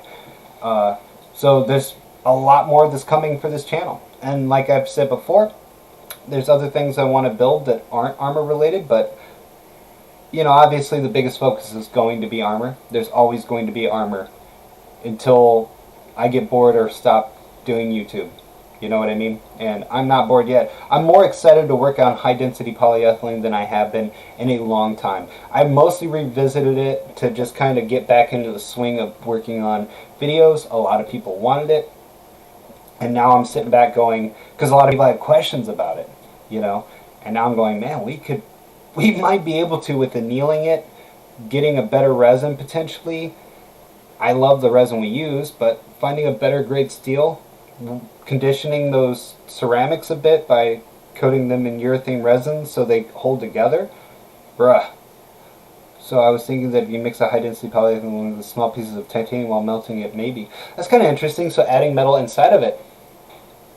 That's not a bad idea. Adding metal into the resin, into the plastic itself, rather than... It's not a bad idea. Kind of like that. Titanium, huh? I don't have fresh out of titanium, but that doesn't mean that I like metal dust to break up the bullet up. Yeah, that kind of reminds me of this article. How many people are still here? Is there enough people here that are interested in reading this? Here. Just, let's go bloop, bloop, right here. You ever heard of plastic armor? So,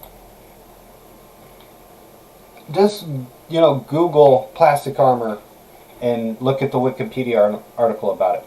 But pretty much, 1940s, they mixed rock, right, into bitumen. It's a sticky, think of like wood tar and asphalt. Yeah, asphalt concrete, very similar, right? Old school stuff. With a steel plate backing, and it would be able to stop armor-piercing bullets. It's fascinating how this was developed. Absolutely fascinating. Okay?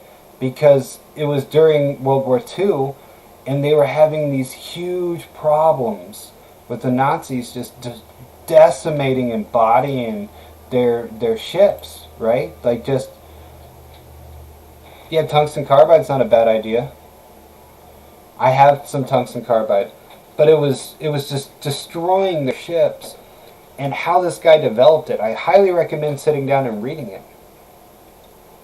It was completely on fluke. There was a ship that got shot up but made it into harbor, and when the guy went, one of the researchers went out and studied it, they had just surfaced it with a black tar on this cork board. And the guy went, huh, and that's an elastic polymer, right? Pretty much. And he went, huh, I wonder why the bullets didn't make it all the way through. I mean, some did. So we asked what the material is made out of.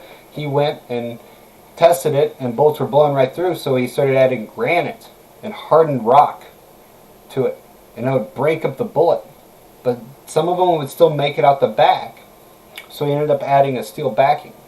Now you couldn't make that into your armor now because you would need it so thick, right? It's more for vehicle armor, but the mentality is the same.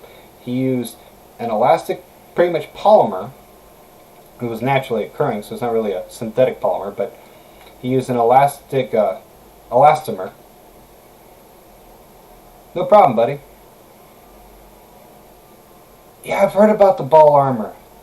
I've heard about that ceramic. So yeah, but hear me out, right? So, and then he packed in granite, which is really dense and really hard to break up, right? And he put steel on the back. Well, we have elastomers nowadays that are so much, far more superior, right, than early asphalt elastomers. I have some stuff here. Bruh, this Simpac, this stuff, unbelievable when you look at its material list. For brake strength, it's some of the toughest urethane resin I've ever seen.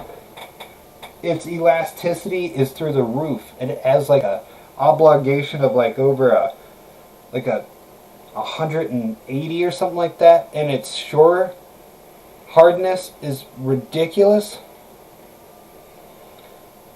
It just is remarkable. So you take something like that, right, and you, instead of using granite, we know that ceramics today are way harder and denser than simple ceramics, and we can make better steel, right? High carbon steel, like way before, 50, 60 years ago, they had no capabilities. So you look at that sort of stuff, or even tungsten, like he said, when they not just tungsten, but titanium, right? So what happens when you take that same logic, though, of why it worked? When you read the article, you understand why it worked. It's brilliant. Now, you guys have been blowing it up recently, so just give me a second so I can catch up. I just want to finish this thought. But you see how theoretically you could take that guy's idea and make it so much lighter weight. That plastic armor article is brilliant. Brilliant, right? So, yeah, then behind the layer of ceramic balls the size of BBs is my idea. Yeah, I wonder how you can make those. I wonder how you can make those, like little ceramic balls. Imagine, well, I know you can just get, what am I trying to say? Hold on, let me think about it. Problem with the balls and the matching is the price of ceramic balls. Yes, there's a company of creating ceramic walls out of ceramic balls. The advantage is the multi-hit capability of oh, I know what you're talking about. Yeah, I've seen that, where they use polycarbonate, right? They use sheets of polycarbonate thick, and then they put the ceramic balls in it, so when you start shooting it, like, they can move and bounce. I've seen that.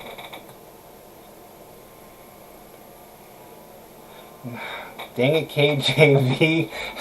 No! No, we're not talking.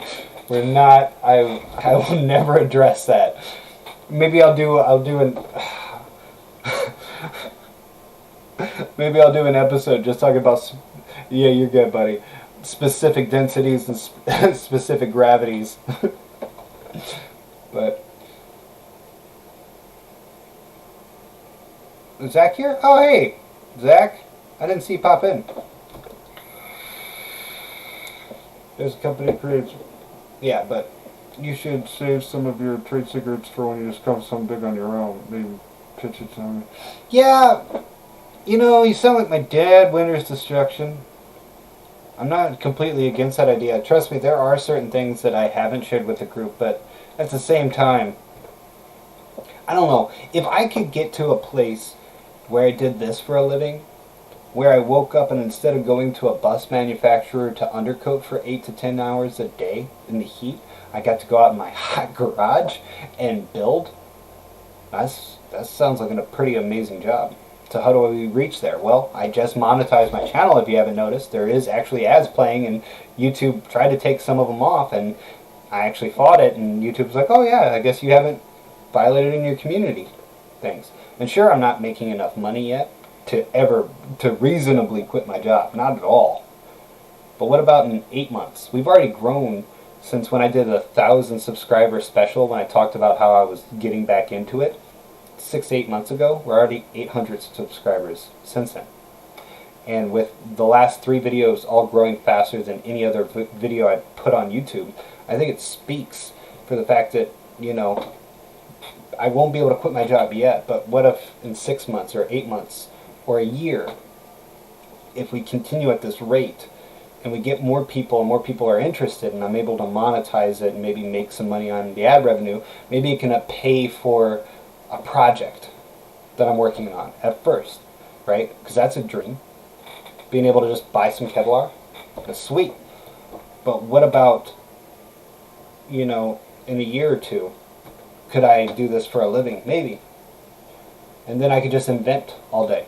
And monthly come in here and talk and joke around with you guys about stupid stuff weighing more.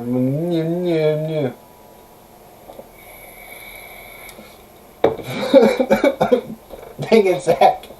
Water armor, no. Add M80s.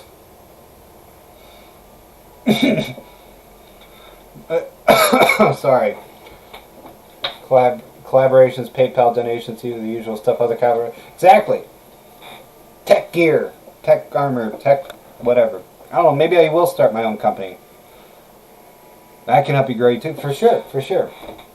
I am trying to do some collaborations. I reached out to 3 different YouTubers that I really admire just this week, or just like yesterday. I'm waiting back to hear from them. Whether or not they are interested in working with me, that's all on them. You know, I'm not going to be mad if they don't. I'm pretty strict. No, that made me laugh. Because I every time you guys comment something, I think it's legitimate. So I'm like, I'm pretty sure tungsten weighs more underwater. Did you know water weighs more under? I hate you guys so much. Dang it, Conspiracy Cat. What have you done to my chat? Look at the Discord. Oh no. Oh no. Oh no. No. Show him he's a meme now. Is that him? Is that Conspiracy Cat? I hope not. Oh man. Oh, I love you guys. This has been a lot of fun. Wait, no, that's technically correct. Water underneath water does weigh more due to the compression. Right? Hey, look, Zach. Get it. Get it, Zach. H2, ouch. H2. But yeah, so I guess what I was trying to get at is that, you know, there's definitely going to be, I'm going to definitely save stuff, you know, for potentially inventions. But I have books. I write all the time, man. I used to write like every day. Ideas would just come to me and I would want to try them. Not just armor related. So it's not like I'm, if I gave away everything that I've ever worked on for armor to the community for research, I also have this great satisfaction of knowing that somebody is working on this stuff because they're interested in it. You know, I don't have any formal education. I don't have besides high school, right?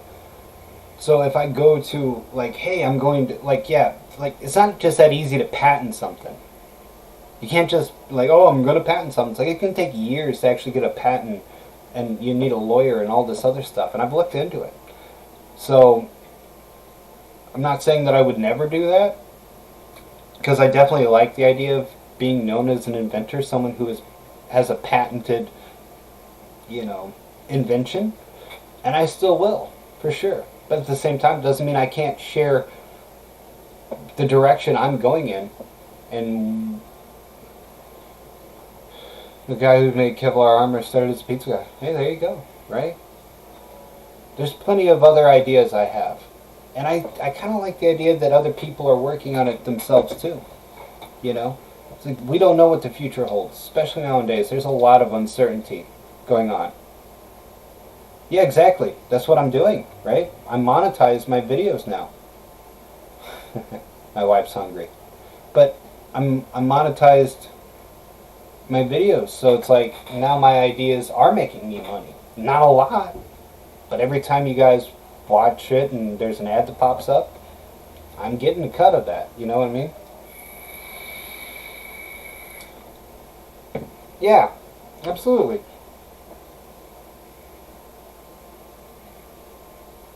Yeah, price, time, and espionage, for sure. When you have this own, I feel really satisfied knowing that there have been individuals that are trying to build this themselves, and that I might have assisted in them coming up with, at least in part, something better. And yeah, exactly. I think it would be very cool as a community in this Discord to try to beat the plays you make. Oh, well, we'll see about that, Zach. Arms race. Alright. Just know I'm a little ahead. Not by much. Not by much. It would be cool. It will be. And I would love it. Because then I'll just steal your idea. I will totally... Oh, man. I have no shame. Armor race. Yeah. A lot more friendly than an arms race. Buffalo Wings was with Frank's Red Hot. The only way to do wings. About to fry some. That does sound good. Hot wings does sound good. Italian armor will conquer you all. I love Roman armor, so you better believe it. Winter's Destruction. We're totally gonna make some old school lore. Do you guys know what I'm talking about? The band armor? I imagine Winter's Destruction knows. I'll show that real quick. Let's see.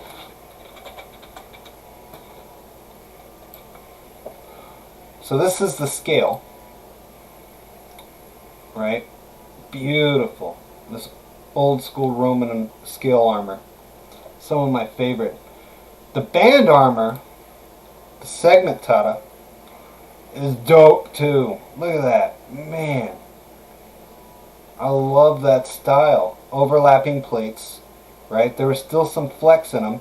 And if one of these plates got damaged, they had armorers follow them around, and you could pop these rivets out, take off the plate, repair it, or just exchange it and put it back on. It's a brilliant concept. It's a brilliant concept to repair your own armor. That's another brilliant thing. What we're doing is that if we, did those styles of armor, we could take it and repair it. You know what I mean? So I like the idea, man. I really like the idea. Wacky question, but would it be possible to do scale armor with ceramic tiles, choice of a backer? I don't think it's wacky.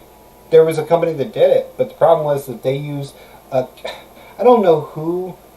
First off, if I made scale armor, I would want it stitched onto a backing, so that way I could remove it and not laminate it on. Second off, if I picked a laminate, I would make sure it doesn't break down at 130 degrees. You know dragon scale? So the military, when they test armor, it has to withstand an extended period at 130 degrees. Like worst case scenario, you're standing out in the Sahara Desert, right? Like direct sunlight, baking. Right? That's what the military wants. That's their certifications. You want to be able to do as good as that, and they also have a lower temperature. Right? Yes, it did. So they were testing it and they were looking, look, flexible scale armor. It was brilliant. Flexible scale armor. It was the first one on the market. And I'm like, well, yeah, but it's also based off of a medieval design. Like, did you really revolutionize anything there, buddy? Like, you know, people have been doing scale since antiquity, right? There's a reason why, too. It distributes energy more. If a piece is damaged, you can remove it, fix it, put it back on. Alright, I'll grill some steaks here in a moment, baby. But if you use stone of your stab resistant as a babbling for your plates, would it be no helps dripping power? If you use stone of your have you used stone? But yes, but on one last thing before I get to that Brook thing. The glue did do in the dragon scale. Yeah, I saw some other company doing it. And it looks beautiful. It looks beautiful, but I would definitely believe. And that's one reason, Zach, why I wanted to mold my own, right? I wanted to be like J.B. Weld.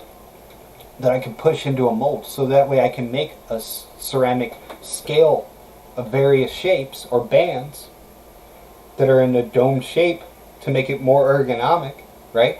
Press it in the mold, the silicone molds, pop those suckers out, stitch to the backing of like Kevlar or Spectra fabric.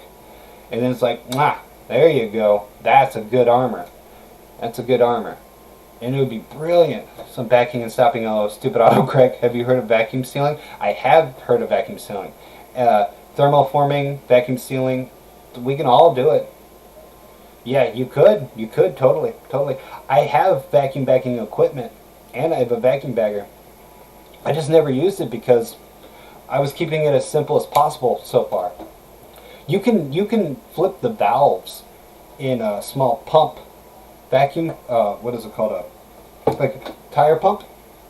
You know, you can flip the valves in that and actually make it so it'll pull a suction out. I'll have to show you guys how to do that. I have a real vacuum pumps. Yeah, I love vacuum bagging. If you want the most precision in a composite piece, you're going to either do vacuum bagging or resin transference. Resin transference you cannot do with thicker resins, so that stuff that I have access to industrial vacuum sealing lamination tables. Old Randolph the Stray, maybe we'll have to lay some stuff out on them tables, won't we? My homie Randolph, he's the one that's going to probably be in. You probably won't ever see him in the videos, but he's going to be helping me, assisting me as a cameraman. He's volunteered, and I think that's going to even bring up my video quality even a little bit more, having someone else thinking of, you know, executing the shot while I'm just focused on working on the projects. But resin transference, you have to use thinner resins, which isn't always a bad thing. It's not like thicker means it's going to necessarily be stronger. You can find some thin resins like AdTech or even West Coast Systems resins that are quite strong, that are much thinner. So, but resin transference would be you apply just like a vacuum bagging. So in vacuum bagging, you set up the mold inside, and then you would do a wet up inside of a bag, a silicone bag, and you'd seal it, and it pulls the excess resin out and it removes all the void spaces, which guarantees you hypercritical for weight and strength, because too much resin can actually damage a composite. Too much will cause more cracking and shattering happening, which will cut the fabric you're using. So getting that optimal amount is definitely the way to go to make it even stronger and just improve its overall qualities and consistency too. If you use resin transference, you can do that to a 10th degree because you can guarantee how much resin is going in. So you can imagine the same setup. You create a vacuum, and then you have a secondary tube that pulls the resin in and distributes it over a membrane across the fabric media towards the vacuum, and then you kill the vacuum, leaving it inside of a vacuum sealed state with just enough resin to impregnate the fabric. And that's how the top end companies do it. So we'll probably mostly focus on vacuum bagging because it's not that much like for equipment, and you can, like I said, use simple pumps to achieve it. A big industrial like vacuum pump, even those only cost like $50 to $100, which might be a little too much for some people. Likely want to go on the low end of resins since delamination is what stops the bullet, or am I derping? Kind of. I understand what you mean. The delamination isn't necessarily what's stopping the bullet. It's kind of like, is it the symptom or is it the disease? Most of the time when you're talking about those high-end fabrics, the truth is, the absolute truth is that the resin cannot stand up to the ballistic threat. Kevlar, Spectra, that can. It is the material, not the resin, that stops the bullet. You're right, Winter's Destruction. It is the material. The high density, yeah, it depends on the adhesive. And that's one of the reasons why I was testing other types of adhesive, guys, because when I started playing with, PUR resins, not something you see in body armor. That's pourable urethane resins, like this stuff here that has such a huge oblongation before it breaks. Huge like advantages in density. Just remarkable material strengths that would help affect, and it would be rubberized. It would be flexible. Your plate wouldn't be a hardened plate. It would be a flexible rubber-like plate. If you watch my very first video, I talk about how I impregnated Kevlar with polyurethane resin, rubberized polyurethane resin, and I was able to make it thinner and stop more 9mm with only like 6 layers. And it's because I feel like a rubberized adhesive will not want to delaminate because it's elastic. It's going to expand with that fabric. The fabric expanding and forming that net is what is distributing the energy over a larger area and thus removing the bullet's ability to pass through it. Okay? If you use a hard resin, like epoxy, it's going to shatter, causing the delamination and allowing the bullet to slip through. So, son of a bitch, anyway. Ooh, vulgar, naughty Winter's Destruction. Luckily, we're all adult males here. Maybe not the conspiracy cat. Have you seen Air Starts on YouTube? No, I haven't. Who is he? Or she? Or... Oh no, you don't got to, Winters. I'm joking. We're all adults. You're not a male. All right, Anna. Other than you. Is amazing, by the way. It's a video. I'll check it out. I'll scope it. But that's one of the reasons, though, I just want to finish that thought, that I was checking out that really the resin hasn't caught up with other composites. There's maximum. That's why I started looking into... I'll scope it out after this, but that's one of the reasons why I was looking into pourable urethane resins, polyurea resins. I was looking into, there's polyester resins, vinyl resins, and epoxy. Epoxy being one of the strongest, but I was also focused on polyaramid resins, which you can't really find too easily. Those are more industrial. That's why I love that resin that I showed you guys, that Max Spawn resin. That stuff is a polyaramid epoxy resin mix. It's not just epoxy. That has another polymer group, that polyaramid group. And that stuff seems to take to para-aramid fabrics in particular, the Kevlar and the Vectron fabric. It takes to that remarkably well. I think it's because they share potentially a similar molecular structure. I'm not entirely sure. There's something stuck on my little desk here that's annoying me. But I did some testing with ceramic tiles and Lexan, then a fiberglass backer, and got some conclusions I'll post on Discord. Yes, please do. You should watch it on stream? Okay. I'll copy it. It's a YouTube video. Do do do do do do. What is this? Some dope looking armor.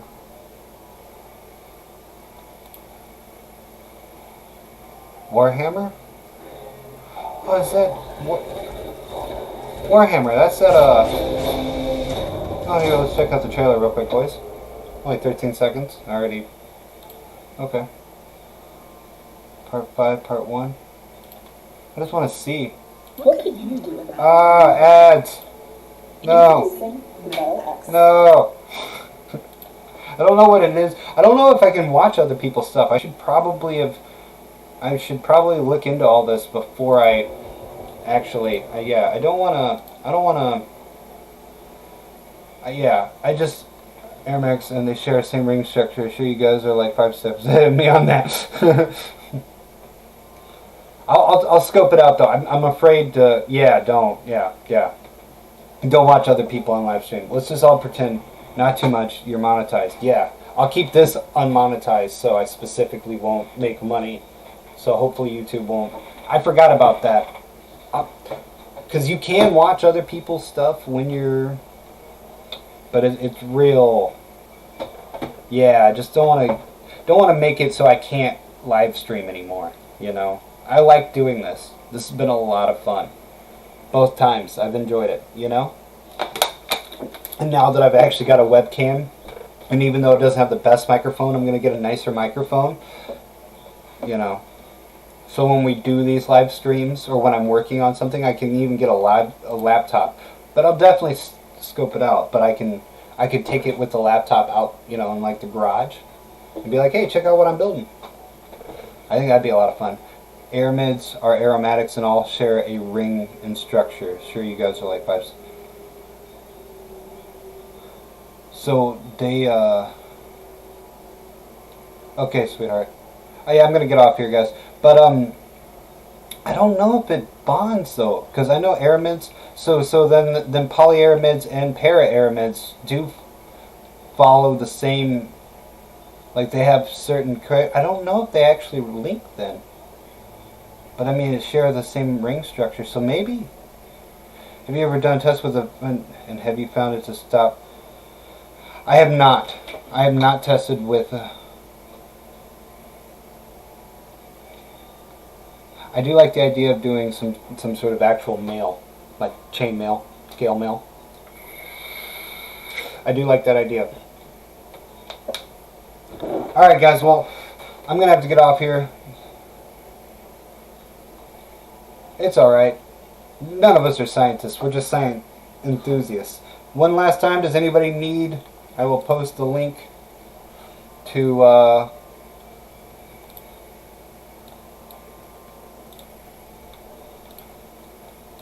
just in case. No problem. Anybody else need the link to get to the Discord? There it is. So I do like the idea of making chainmail though. It's evening for me. Good night for you, buddy. ETA for next vid? Well, this weekend I have to go see some family. Okay, so I'm going up to see some family.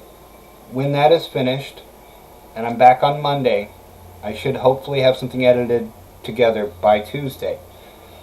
I say by Tuesday, it should be my ceramic build. It might be that or my cool suit apparatus. We'll see.